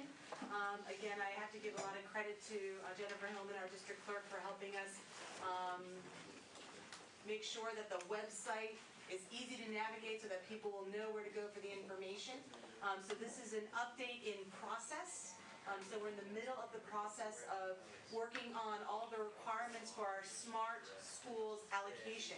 If anyone is interested in finding out more information and where information will be posted, you can just go right to the district page.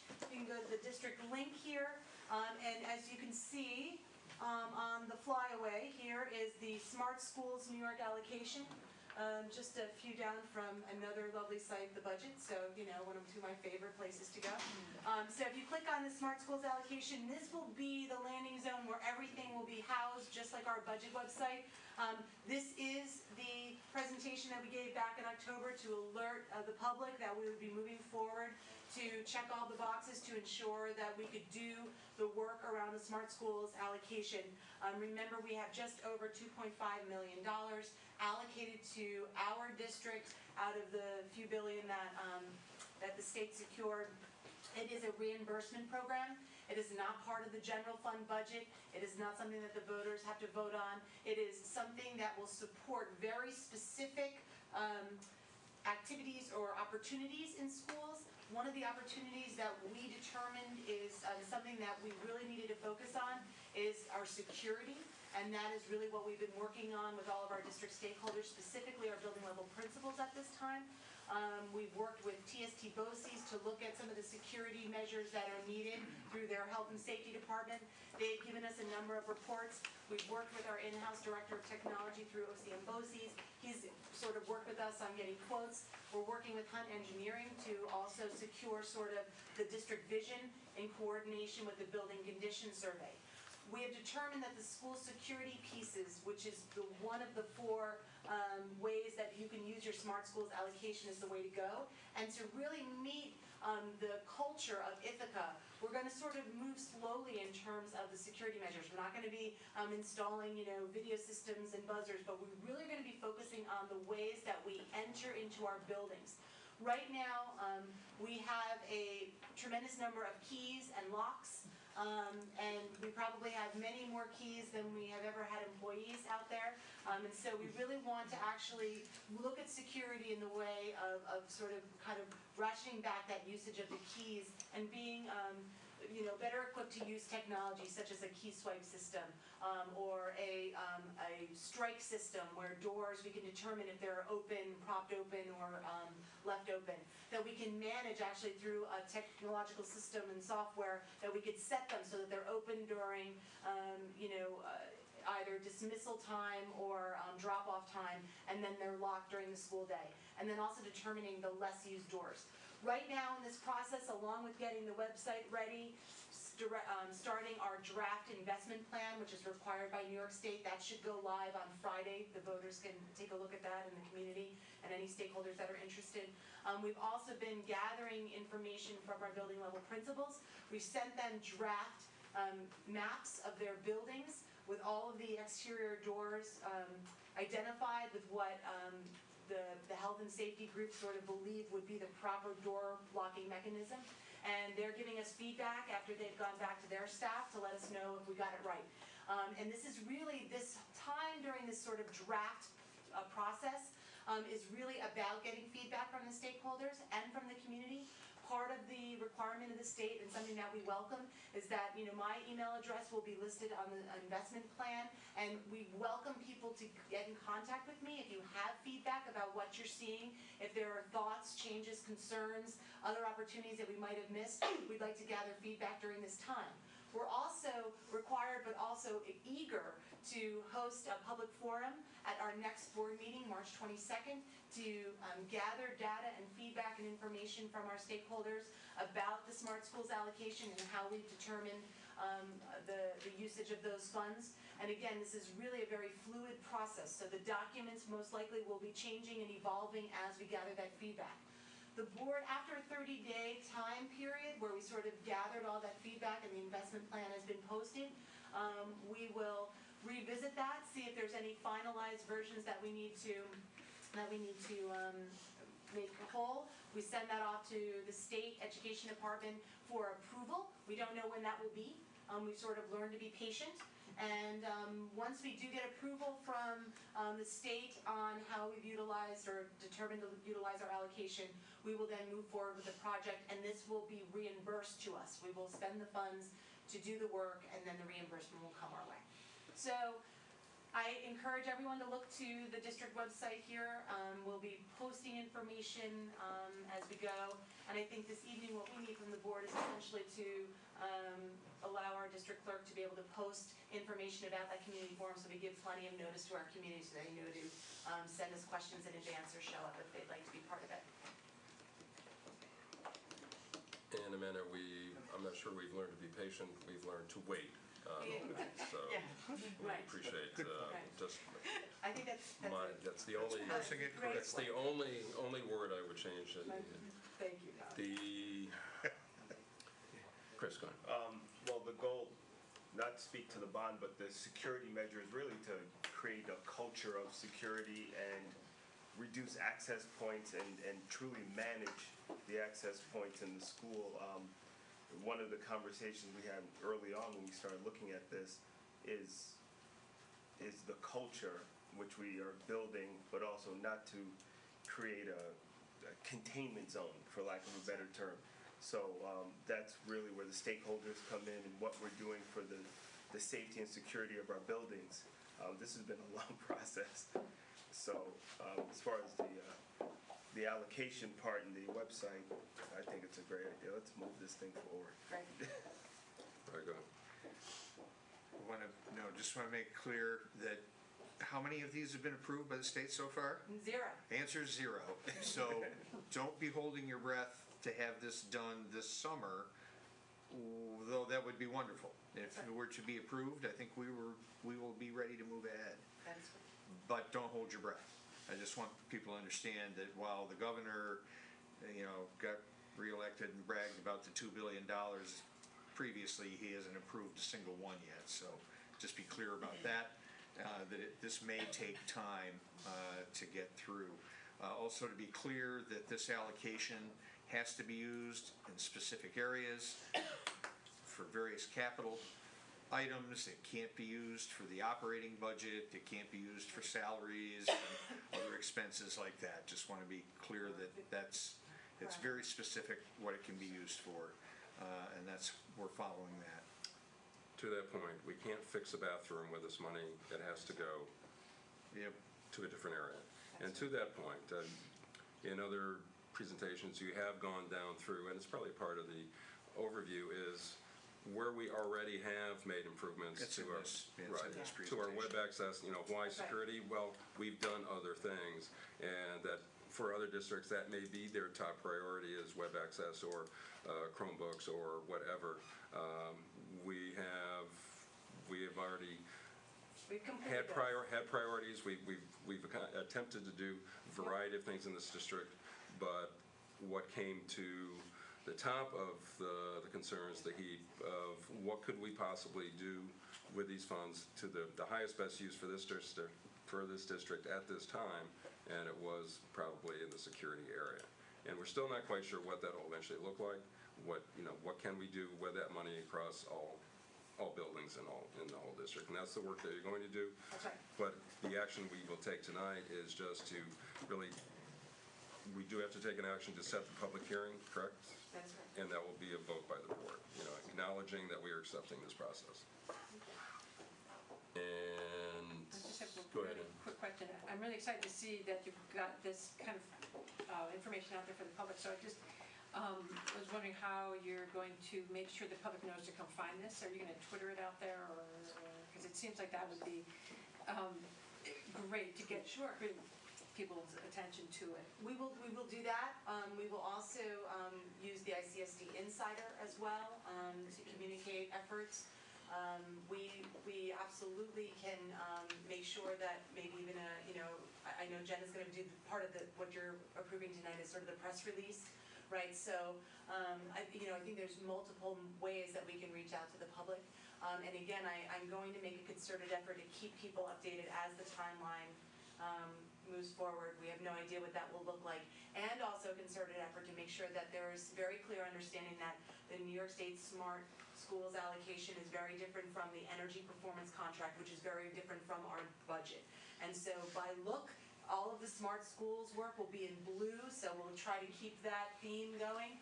EPC, I haven't chosen a color yet, but it won't be the black chalkboard with the white writing, which will be for the budget slides. So, we're really trying to be that, we'll have that clarity and that understanding, because this really does get kind of, it gets confusing. It gets really convoluted, so we want to make sure that that's good. Yellow for energy. I think yellow for energy, or green for saving. or green, for style. right? Something good. I'll move the scheduling of a public hearing at 7 p.m. on Tuesday, March 22nd for the Smart Schools Bond Act Preliminary Investment Plan, and authorize the placement of the advertisement by the district clerk. Second. Second by Pat. Excellent language, Brad. That was good. Any other questions regarding Smart Schools allocation? We are training ourselves to say that, not Smart Bond, because that's frankly erroneous. And we, again, trying to be clear on when we're talking energy performance contract, not say EPC and lose folks. So energy performance contract, Smart Schools allocation, and then obviously our operating budget and the other initiatives. And eventually we'll talk about capital reserve projects and all that, which is another item totally. So we will have to be very, very clear as we go through these next few months. But we did want to get the Smart Schools allocation out of the way, I guess. At least get that started now, and then go on with the other items. Correct. All in favor? Move seconded. That's everyone. So we're good. Yeah, I'll see you in just a bit. So we. Then you can put on it for the color. I might match the presentation. Well, I was blue for that one, so I'm gonna go now. So we're going to stay on our technology theme for another few minutes because we're going to talk Chromebooks, because somebody mentioned Chromebooks a few minutes ago, which is probably me. And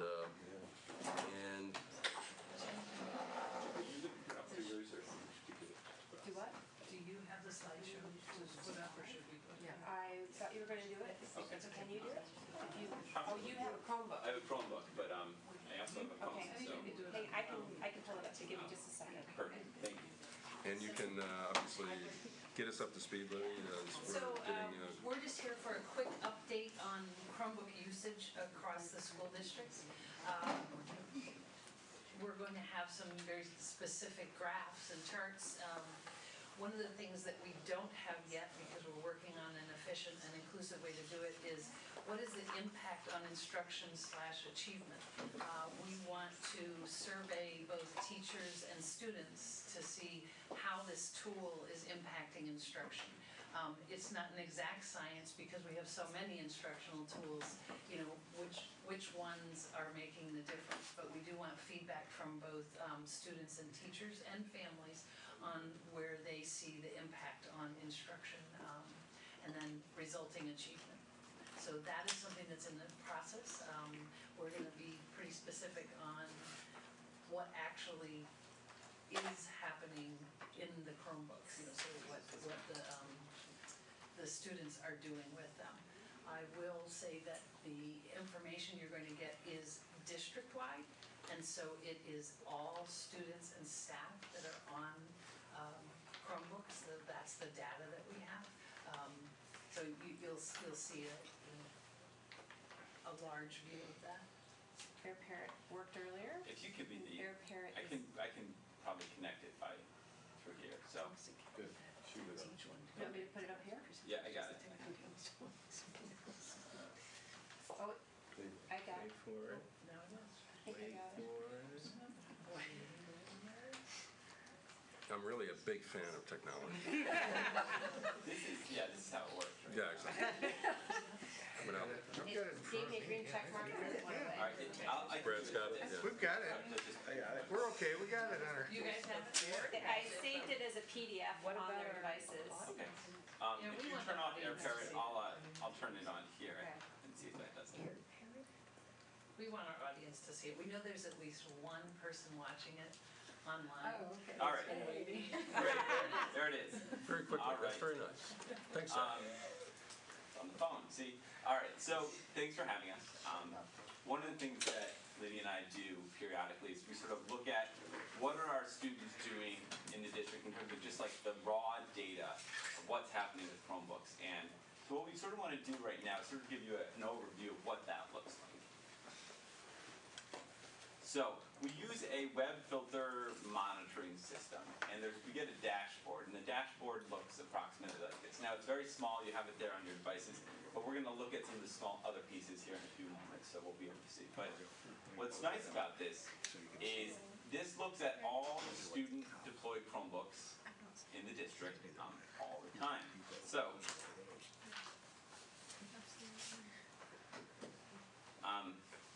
a couple of things to note. It gives us a basic pie chart there on the bottom, and then it breaks down how things are being used.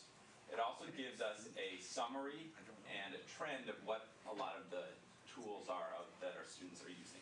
So, for example, you'll see under trending on the right, it says Common Core Algebra. So that means when we're looking at what are the YouTube videos that our students are using, it's often algebra or other tools like that. Okay. And I will say that I was wrong, it is all the student deployed Chromebooks. He knows better than I. So he corrected me within that. You can just pull up the NHL stuff, that'd be fine. Yeah, right. All right, we'll try this one more. Teachers are all using Chromebooks too? So their machine is also Chromebooks, the teachers? Not necessarily, no, they have Dells or Apples, MacBooks. Yeah. Laptop. So I think you have in front of you, you can see that pie chart, and that was from 1 week. And you can see a majority of the time that it was being used was in the Google Docs. So most of the time, kids are in Google Docs. And that's a really positive thing to see. You can also see that there are other apps that are being used. Most of them are very direct instructional applications, like younger students may be using something called ABCia. And it's a practice site where you get practice in different areas of, sort of basic literacy skills. All right, so we'll just take you a step through since you have it in front of you. We'll look at that second slide. And, oh, there it is. So our second slide up there. That's fine. So a couple things to note. When we use this system, it filters at home and it also filters at the school. So that does a couple things for us. It keeps us in COPA and SIPA compliance, which are sort of the general regulations put down in terms of how we have to filter the Chromebooks. Second, provides a snapshot of our student activity. And then it also identifies usage trends, which we were just talking about. And then the other thing that we're able to do is we can block specific websites, or we can unblock specific websites. So if we find the filtering is not perfect, which it's often difficult to get perfect, that's an option for us as well. So this is an interesting chart that we were talking about earlier. Do you get requests to unblock sites regularly? Yep, it happens hundreds of times. All the time. Well, students and teachers can request that. Yeah, and it's certainly very doable. We try to do it as quickly as possible. Sometimes it's less than a minute, depending how it all goes. So a couple things to look at with this chart. This is a 24-hour snapshot of Chromebook usage by our students. And you can see it sort of goes up at about 9 in the morning, and it plateaus at about 1,000 students. And then it sort of fluctuates during the day. You can probably match it with lunch times or different key times. And then you see you get a real drop off at about 3:30, and then a little peak up there up until about 9, and then it drops down. One of the interesting things I saw, and I've monitored this on and off throughout the years, it never gets to 0. Like there's always someone that's on a Chromebook somewhere doing something. Now, to be fair, they could be, have left it open and fell asleep or something like that. But oftentimes, you can then start seeing it pick up before school, and then it goes up back up to around 1,000, depending on the day. So it's an interesting sort of set of data of knowing when our students are using it, and it gives us a real insight in terms of sort of when are our students looking at these screens, and you can sort of see it gives us that. And the other thing to know is if we have 5,000 students, it never gets higher than about 1,000. So that's a sort of a good. It's about 20% of our students at any given time. So a couple of general usage statistics that are important to note. 90 to 90% of all of our Chromebook usage falls under the general education or supporting education use. We went through, and I'll show you here in a minute, hundreds of websites that our students use regularly. Interestingly, Google Apps, all the different tools, Google Drive, that accounts for 68% of all usage. So I know in terms of Chromebooks, it does a lot of different things, but when we're using them, it's those Google tools. And if we look at that pie chart, a bunch of the colors are dedicated, even further around that little wheel, are dedicated to different Google tools, Google sites that students are using. So that's one thing to look at. The other notable high-use sites on the list are things like Khan Academy, which has a lot of fantastic supports. Quizlet, which is a little tool for sort of memorizing or reviewing information. Often I've seen it used like with a language classroom where they pair the verb with the definition, that sort of thing. IXL, Edmodo, Duolingo, and the New York Times is on that list. So those are like the high-use sites. And well, I'm just saying one thing about the Google Apps for Education, that was a real focus of our summer professional development on supporting teachers and how to use that in the classroom. So it feels like that work this summer, hopefully made a difference. Yeah. Or if you'd slide down, please. But this next slide here gives us, and it's very small on the left, but I blew it up on the right. What I did is I went and looked at the top 50 sites, and you can look at, and then I blew it up on the right. The ones that I circled are ones that maybe don't fall exactly under that guise of education, but out of that 50 that I pulled, ESPN has, I would argue, has a lot of educational value. It's not on the top?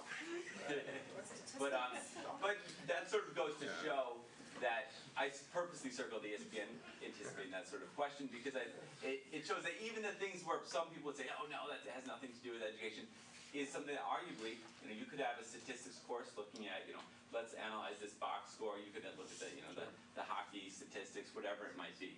So in that sense, it shows that our students are still engaging with a lot of that content. They're reading, they're investigating. So I purposely circled that. Two things that I wanted to highlight.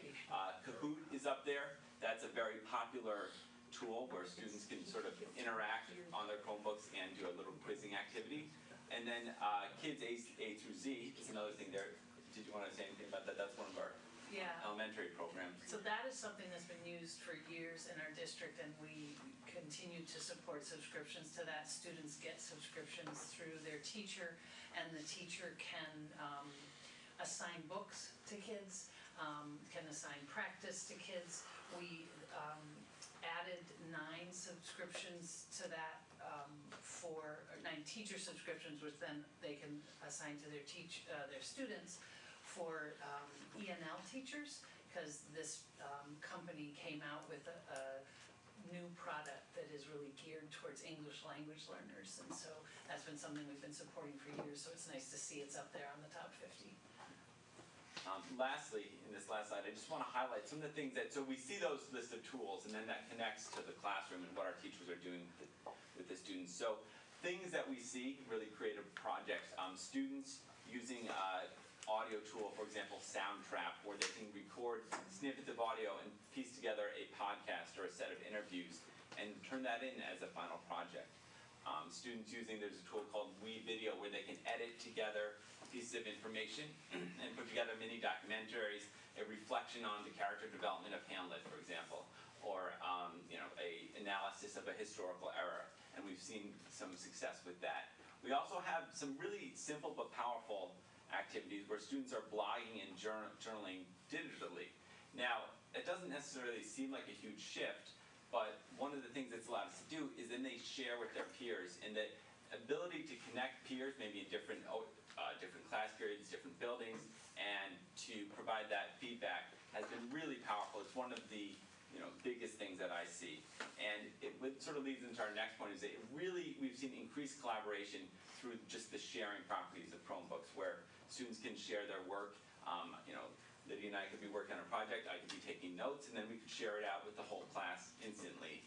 And it sort of makes the workflow process more efficient, which allows that educational process and gives us more time to look at the content. Last thing that's been really interesting, and I helped with it today, for example, is we've been piloting online exams. I was working with the French department at the high school today. There was a national French contest. We used the Chromebooks where they were able to do it digitally, and we should see the results back here in the next month or two. And I think we have some other pilots going on as well in terms of some of the state testing. So there's some interesting developments in that respect. So that's just a brief overview. If you have questions about that, we'll also come back again in the spring to give you more data. Opportunity for student input. Questions? I think the filtering often comes across as very excessive, especially if there's multiple layers. There's the GoGuardian, there's the network filtering, then you often get connection reset filtering, and it's often very difficult. Like if there's something you want unblocked, I know you can go to the library and get it unblocked, but going through and trying to research something, you often find yourself opening 5 links just expecting 3 of them to be blocked. And I understand there's laws and it's not fully at the district's discretion, but that is quite inconvenient. So one of the things I'd like to offer you is when you start your Chromebooks up, there's a page and you can bookmark it, and it says all about your Chromebook. And at the very top, there's a link there that you can click on, and you can request, I'd like this unblocked, here's the reason why. And we get those and we try to turn them around as fast as possible. So that's one of the ways that we reach and I've been trying to work with students there, but thank you for your input. Yeah, and so that's a little faster than going to the library. The other piece, and this is just the reality, this is our first year, and we're figuring out the filtering system. And I'm hoping in 3 years people are feeling that things are much smoother, and we've sort of worked out the kinks of where do you need to do your research. And so for better or for worse, you all are the first year of it, and so we really acknowledge that it is clunky, and we're doing the best we can within the systems we have to make it so, we understand though that it's not smooth this year. Yeah. I more meant smaller sites. So for example, for a project, senior engineering project, we're building an app, and we often try to go to smaller blog sites, and the network filtering has a filter where it doesn't recognize the website, it will by default block it, and so we're often often trying to go on these like blogs of people who are working with the software, and those are almost always blocked, and it's kind of to answer a question in the moment, and so it's not a resource you're planning to go to the next time, but it's just something you want to go to now. That's where, at least me personally, that's where I've had issues. It's good to know. Thank you. Max, go ahead. Go ahead. Oh, sorry, we switched seats. Oh, sorry. Yeah. I was just saying, yeah. There you go, James. James, go ahead. I just have questions about like Chromebook customization. I've seen plenty of students put like stickers on their Chromebooks, which I don't know if that's like allowed or not. But I'm just curious in the future when like seniors hand in these like these decorated Chromebooks, if they're going to be handed down to another student who will get a computer, a computer with like stickers on. Someone will probably have to scrape it off, so that's And we hope it's not the senior. Quick questions. How's the rollout been for teachers? You can wrap their heads around all this, these new opportunities to engage, all the Google products. And then second detailed question is what happens when a kid hits SoundCloud? Because I saw that on the list of one of the top 50 uses. Just what happens when the kid pulls that up? like what's that website you mean, or? No, I know what SoundCloud is, but So, what happens when the kid gets there? So if it's a top, if it's a used website, they go to that website and they use it. So oftentimes with SoundCloud, students will be working on a project. Maybe they're working independently for that time period, and they run it in the background and sort of plug into a jack and listen to music. So that's generally the usage there. Okay, so that I didn't. All right. Normal usage. Yeah, Spotify no, was on the list as Yeah. well. That's what I was Yeah. wondering. Those streaming sites were open to these guys whenever they want. Yeah. All right, that's an easy question. Other ones about that. About the teachers. So that's one of the things that's sort of one of my primary responsibilities in the district is I go into half the schools and work with the teachers on these. So we've done it on a couple ways to look at this. First, last year we spent a lot of time with professional development building a core base of skills with our students, and then, with our teachers, and then some with our students. What I'm happy to say is I go now, people that I worked with last year, they're doing great things. They have Google Classrooms going, they're sharing some information. So we really built that base level up. So generally speaking, most of our teachers are proficient with the Google Apps for Education tools. And then the other teachers are going a bit further. They're finding secondary tools that can support what they're doing. Like I referenced before, a tool like WeVideo, where they have students creating a video and they're editing it and turning that in as a final project. So we sort of have different tiers of success. Teachers that have built that base level and are going strong, and then teachers that are going a bit further.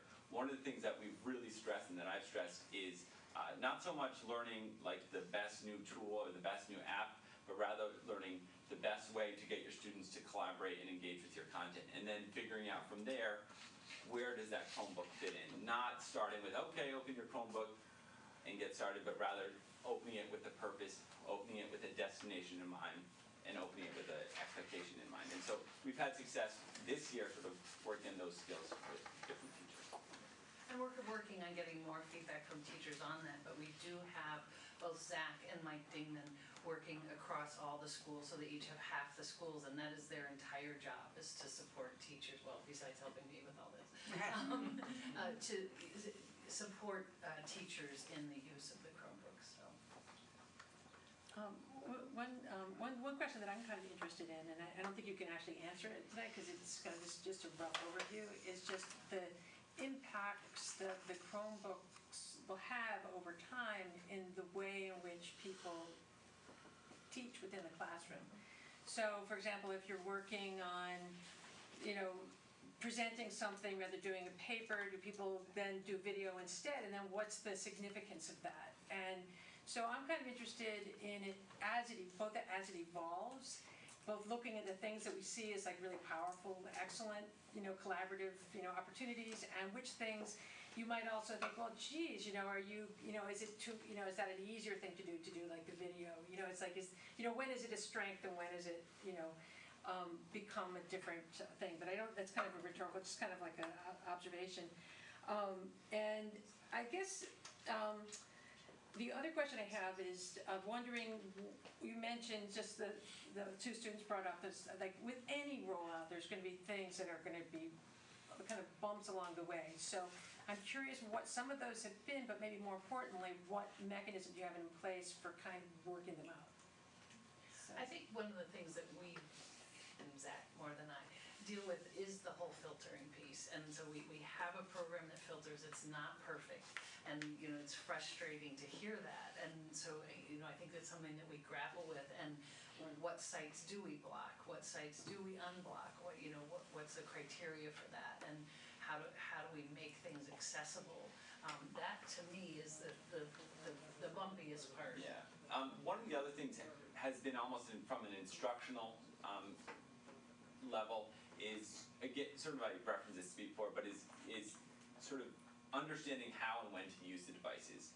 It's kind of like they're fantastic and we've had a lot of success with them, but also knowing when it's appropriate and when it's not. So that's I wouldn't even call it a bump, but that's sort of what teachers are learning, when and where to leverage this tool, because overuse or the same task all the time with a Chromebook, you sort of lose its value. Instead, it's sort of finding the right time and sort of the right mechanisms, and I wouldn't even call it a bump, but that's one of sort of the biggest things that we've been thinking about. The other thing has been sort of really trying to get our students to think about the care of the devices, and how to best sort of approach that, and then how to connect that with school expectations.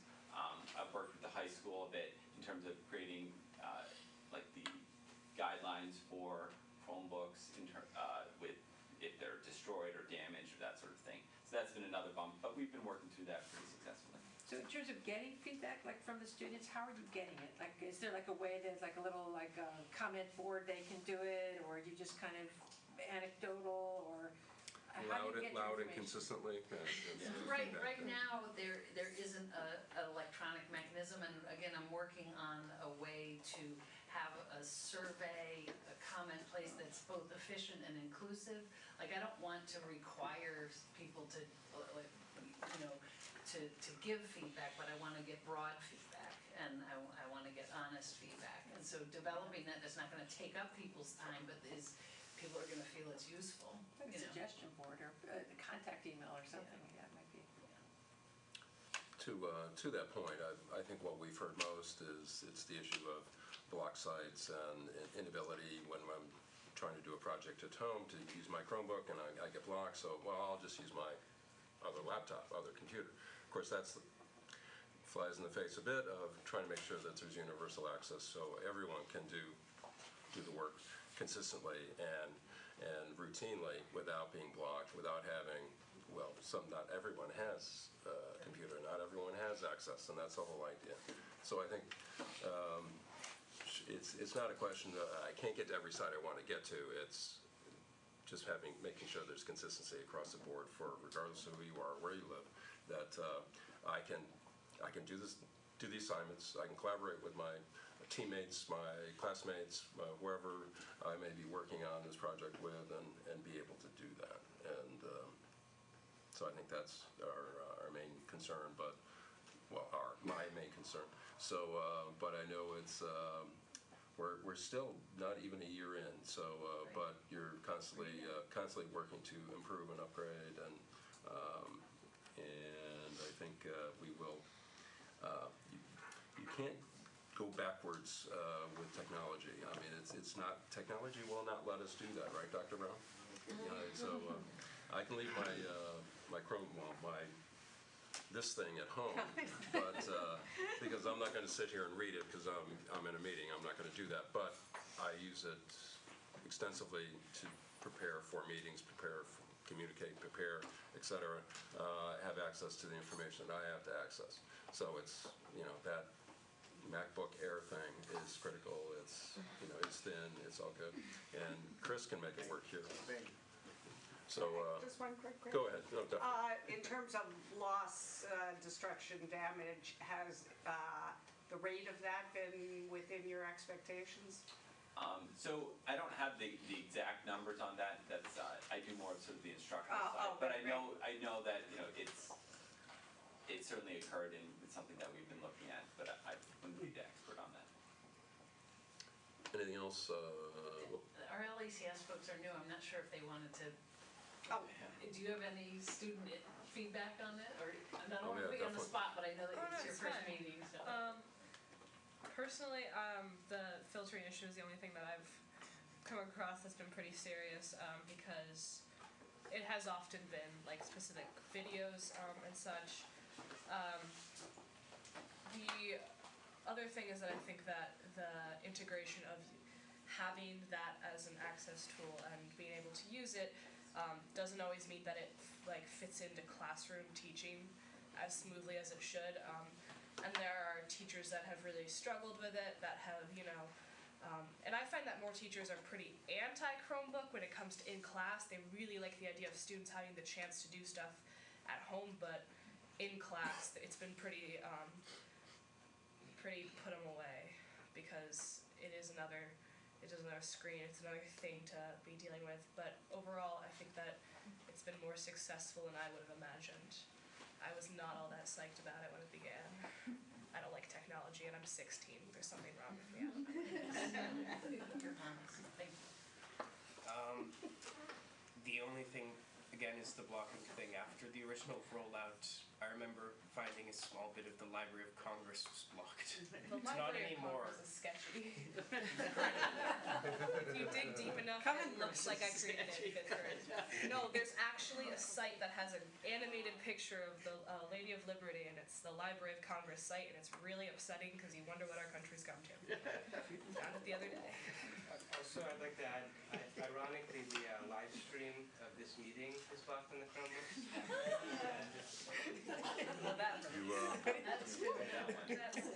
You just never know what someone's going to say. Protect those kids. Well, it's never the kids, believe me. It's never the kids. It's not locked online. Yeah, it's not. It's online, and there's online. Thanks for the update. We have a few more things to do, which we will do. But thanks, Lee. Thanks, Zach. And a couple more items. Keep rolling. I'll move the resolution to accept the report of examination prepared by the State Comptroller's Office and our response as presented in the agenda. Second. Second by Pat again. Thank you, Pat. And thank you to Amanda and her team for the report being so short. And a commendation from the State Comptroller's Office. I don't think I've ever read one like that before, so congratulations. I think Agreed. we're pretty proud. And actually, the report is in our Board Docs. It actually, for those, Sean mentioned 13 pages. It is actually a pretty good primer on what this district has done over the last period of years. The auditors actually listened to us, which was interesting. The auditors do interview board members, the president of the board several times, finance, but all board members are interviewed, and they talk about process and what we've done, and they really couldn't come up with much else for us to do other than keep trying to do what we do. Well, blood from a stone, or well, here's the very next agenda item. It's going to be about year-round budgets. Yeah, exactly. And Eldred, and we're coming up. Amanda's about ready, but Eldred mentioned it. Certainly we try in this district to provide a tremendous amount of resources for our kids, for the students, and certainly by extension, our staff in the classroom and outside of the classroom. What do you need? And it's always the board. That's all we've asked is, what do you need? We'll try to come up with a solution, and I think that's where we are. Once again, Amanda, in another year, we're asking the administrative team and your building leaders, what do you need? We have some idea on the expense side what you need, but what are we going to do? Can we pay for that? And I think you're going to start in on that right now. Right, so tonight is revenue? We have a resolution on the table you need to deal with. Oh, I forgot about vote on it. We were so eager. No, thank you. Brad is trying to keep us in accordance, in sync, and in order, and killing my transition. So sorry. We've all had an opportunity to review the audit report and the response, and any other questions regarding that? All in favor? That's everyone, and now, Amanda, we're going to talk about revenue. So tonight we're talking about the blue line, the revenue line, the infamous chart. And so remember, everything that is a dotted line is essentially the year that we're either living in, which is 15, 16, and then moving forward. And these are based on estimates. This is a forever moving target. It will depend on how we end the year. As a reminder for folks, anytime that red line, the expenditure line, is above the blue line, we fill it with fund balance. And so we talked about fund balance 2 meetings ago, the one prior to the BOCE's presentation. Today, again, we're speaking about revenue. We do utilize fund balance to balance our budget every year. So we shouldn't get into a panic mode yet that red line is above the blue line, mainly because our budget management over the course of a year is what tries to drive that expenditure line below the revenue line. So today really is about where we think we're going to be prior to the finalization of the state budget and all those things to this day and time. We have done our real property tax cap calculation, oftentimes referred to as the 2%, the tax cap calc. Many districts right now, and Ithaca as well, I mean, we are really sort of put into a box here in terms of the amount of funds that we can ask the community to support our budget. We believe that, we work well within that cap. We believe that we do our operations efficiently, but we also realize that does really sort of work in a way that doesn't allow us to sort of vision and dream and grow oftentimes. So with our tax cap calculations, this has already been submitted to the state. We are looking at a 2.1% increase from the current year, the current 15-16 school year. We were looking at levying an amount at that 2.1% for $83 million, $900,000. That's above, just again, about 2% above our current rate. And we believe based right now, today's day, oftentimes people want to know what the rate will be. The rate is actually what impacts the taxpayer. This is the levy amount, the total amount that we'll bring in, but what really is going to come out of my school tax bill. We believe that based on the county assessor's office and the total amount of assessed value, that we potentially may be looking at a rate decrease for the first time. In a long time. So we actually believe that the rate will go down even though the levy is going up. So say what that means. What that means, if your assessment remains the same. That is correct. Then it goes down. Thank you, Brad. The amount you pay goes down. If your assessment went up, which is not up to the school district, that's up to the assessor, then you might still go up. That's right. And obviously if your assessment went down for some reason, you would actually go That's right. That's right. down even more. But just want to caution, always when we talk about this, I want to caution that it's based on your assessment. Right. And please note, obviously, that's why I didn't put it in writing right now. It is too soon to tell the county assessor. We don't control their timeline. They will give us those values very close to when we're doing the budget documents. That's one of the pages in the budget document that is mailed out, so people will be able to get a sense of what the worst case scenario is for their tax rate if their assessment stays the same. Right. Okay? So, Amanda, I mean, you have the number up there, so if we could just briefly talk about the 2.1%. Sure. We were notified by the state that our tax levy limit was going to be based on a CPI, Consumer Price Index number of 0.12, correct? That's correct. So that is where our calculations started. Mm-hmm. That's correct. For our tax levy limit, and I'm somewhat surprised where we got to 2.1. Yep. It could have been 1.2, or we were hoping to be over 1, but you're actually looking at a 2 handle on our tax levy. That is correct. Proposal. So that's the absolute upper limit, correct? This is the absolute upper limit. This is the cap. So this requires a simple majority. Anything above this amount would require a supermajority or more than 60% of the votes. The reason why we were able to achieve the 2%, it's Brad and I were talking about this in the hallway before this meeting. It's one of those odd years where you say, oh, well, there's many places in our revenue lines that are actually decreasing. So our transportation aid is going down. Our pilots are going down. And that actually favorably helps our tax cap.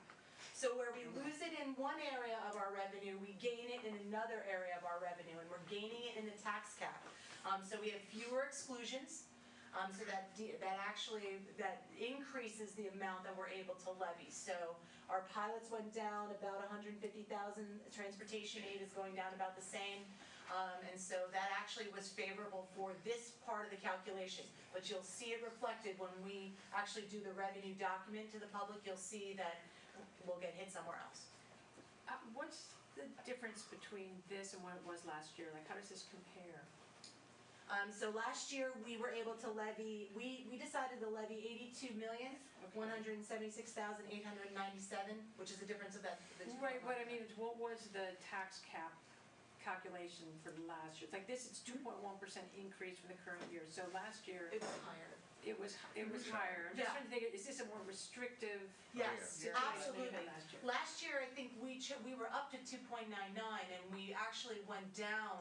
2.8-ish. Right, that's right, because we weren't comfortable with being that close to the 3% for taxpayers. Okay, so this is almost a full percentage less that you have to work with.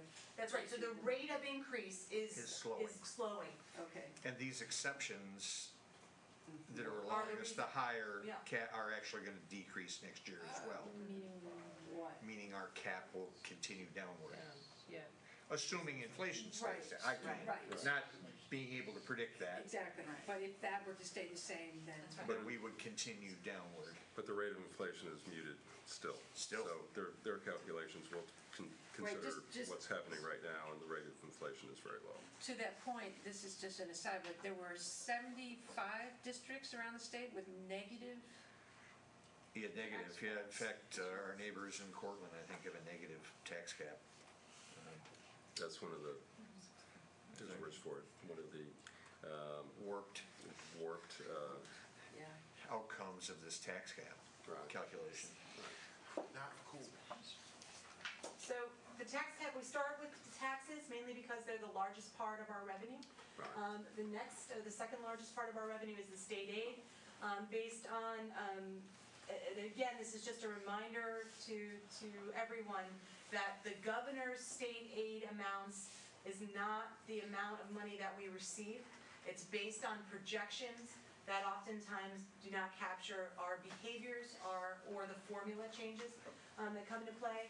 State aid, I listed all the different types of state aid. Many of them are formula driven: foundation aid, public and private excess cost aid, software, library, textbook aid, hardware and technology, and then some are behavior driven or expense driven, right? So the building aid, depending on what our debt service is, how vibrant we are in terms of our capital projects, our BOCES aid, right, the utilization of those services, and transportation aid, the sheer miles that are qualifiable under the state laws. And so that has increased. Our state aid has also gone up. It actually has gone up due to the foundation aid increase, as well as our BOCES aid has gone up. Again, that's because of our expenditures, our expenses that we're utilizing. And also our public and private excess cost aid. So those are students that are requiring services that are of a high cost, okay? Either locally or that they're receiving private services. And so that aid has also gone up. And so all of that collectively, we're going to bring in about $28 million of state aid. This is, again, before the final budget. And also, I just wanted to note that we are still affected by the gap elimination adjustment. They did state that the gap elimination adjustment was restored. We got a small restoration. We got about $589,000 back from the withholding. So instead of withholding $1.7 million, they're withholding $1.1 million this year. Any questions on that? Well, we just say thank you. That's right, that's right. For- And then, so the third largest withholding part, less. That's right, that's right. The third large part of our budget is obviously all the other revenues in combination. Dr. Brown spoke about the Cornell, a gift that they give us. Pilots are in this, tuition payments are in this. Isn't the Cornell money considered a pilot? No, it's a gift. Oh, it's a gift. No. That's a voluntary contribution. No, the word taxes in Cornell. So you just said that our pilots went down $150,000? That's right, that's right. So any properties that come on, right, they'll work with the area development And their schedule will end at a certain point in time, so there are certain pilots dropping off at this point. Okay. Right, so That's that's, part of what's pilot driving stands for tax base payment in lieu of higher. taxes. But does that mean when they drop off, does that mean we're then getting revenue from those properties then? Yes, that's part of what's driving your tax base to go higher, is some of those are now converting from payment in lieu of taxes to To a full regular. taxpayers.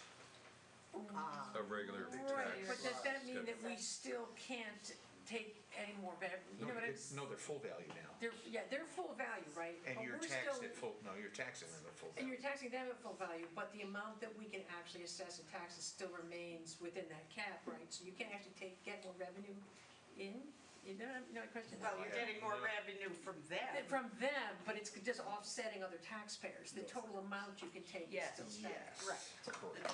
The total amount That's can part only. of why you're, Right. why you may have an increase in the levy, but your rate goes down.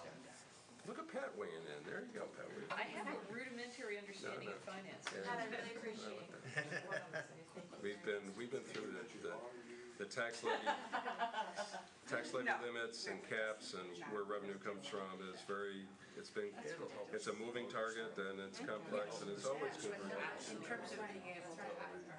But, Budget's exciting. yeah, budget's exciting, but keep going, Amanda. We are gonna keep going. So, to put it all together, right, so this is, remember, those three areas of the revenue are the real revenue areas. The actual monies that we're bringing in, right, so, this is not from our savings account, we're levying those dollars, we're bringing in other revenues, we're bringing in state aid. So again, this is just that picture of where we are. Yes?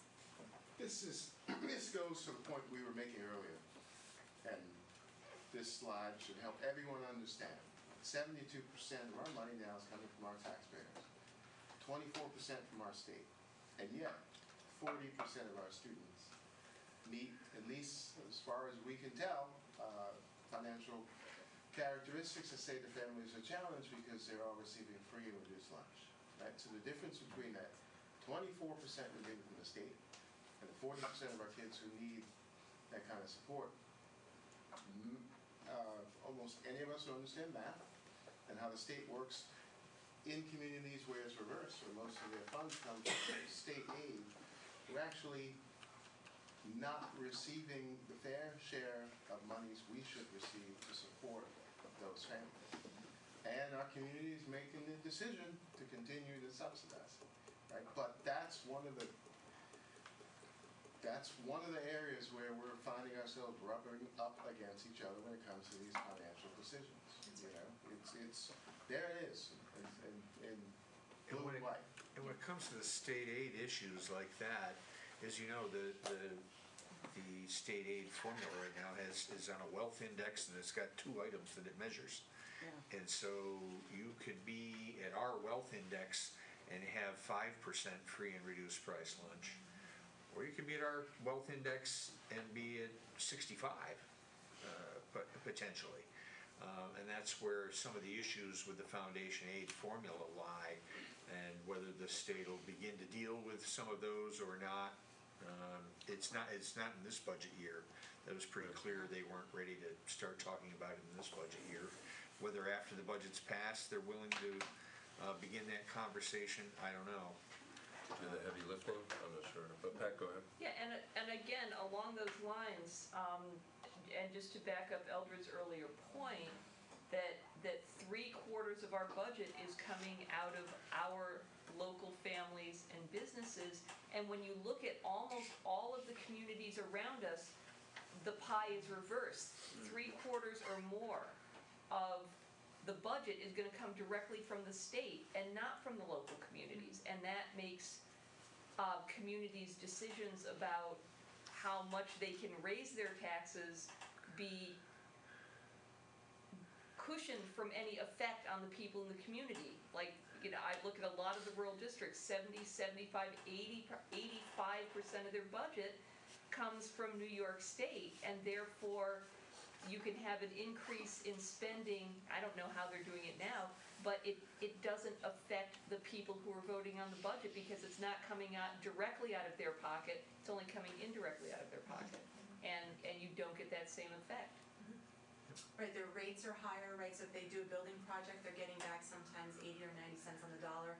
we're right now, I think at 48 cents on the dollar. And so there's a comparative BOE services, the more they use, right, they're probably getting a rate of, probably again, 80, 90 cents on the dollar. We're getting about, if we're lucky, we get the 57 cents on the dollar, but we could only get 41 cents on the dollar, depending on how it's calculated.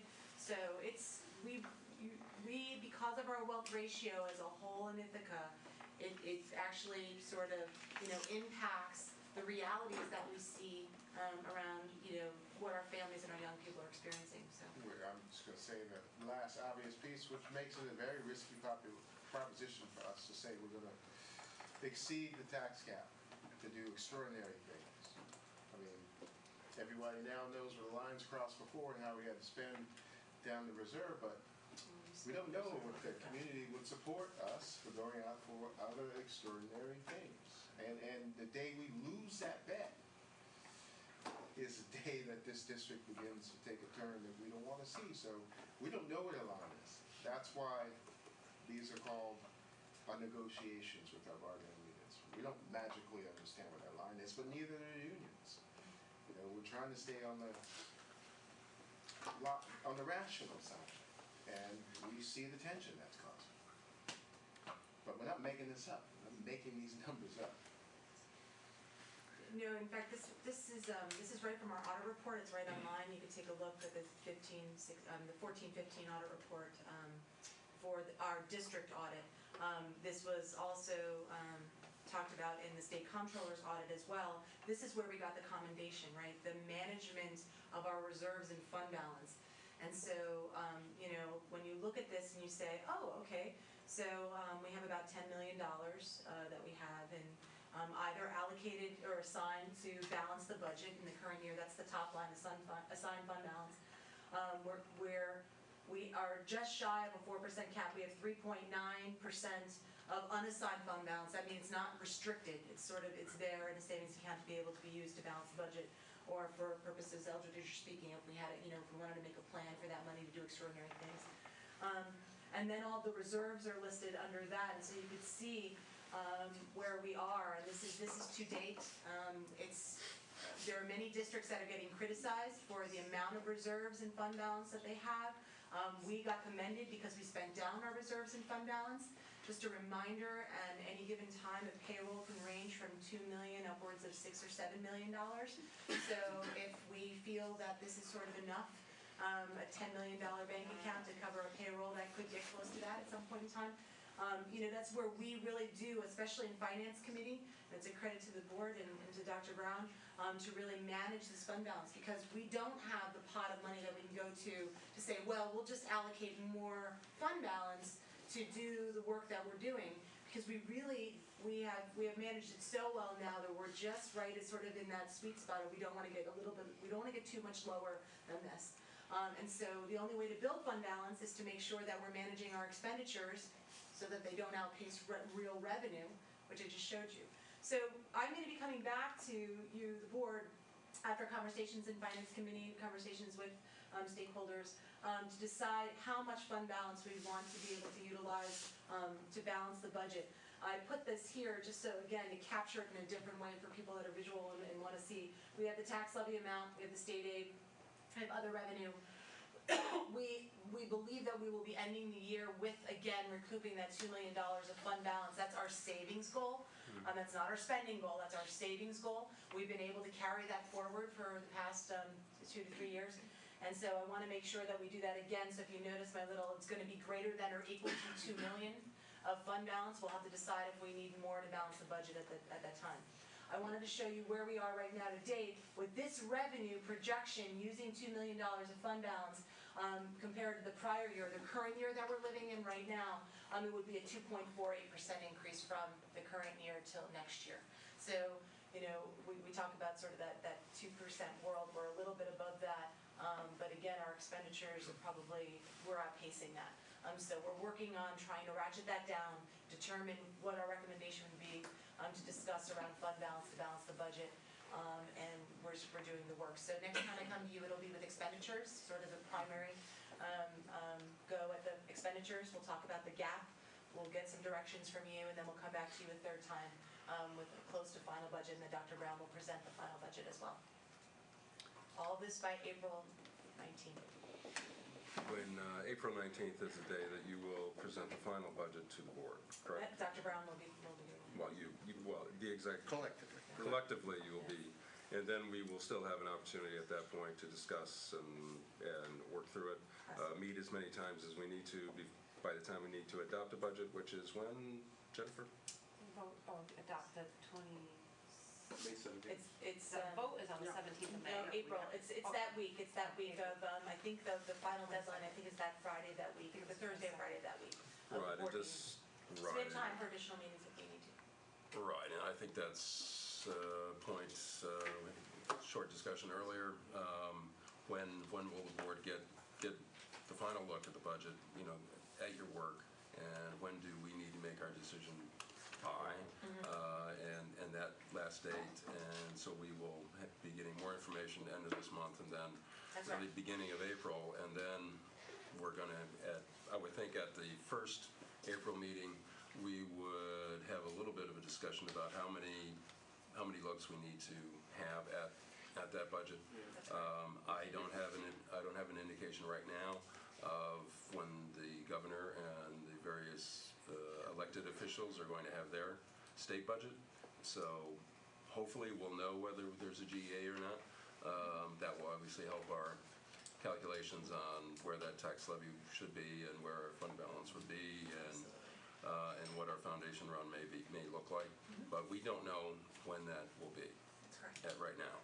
So, but we do have. We know our deadlines. We have hard dates, but they do not. So just to be clear, as we work through the next really 6 weeks.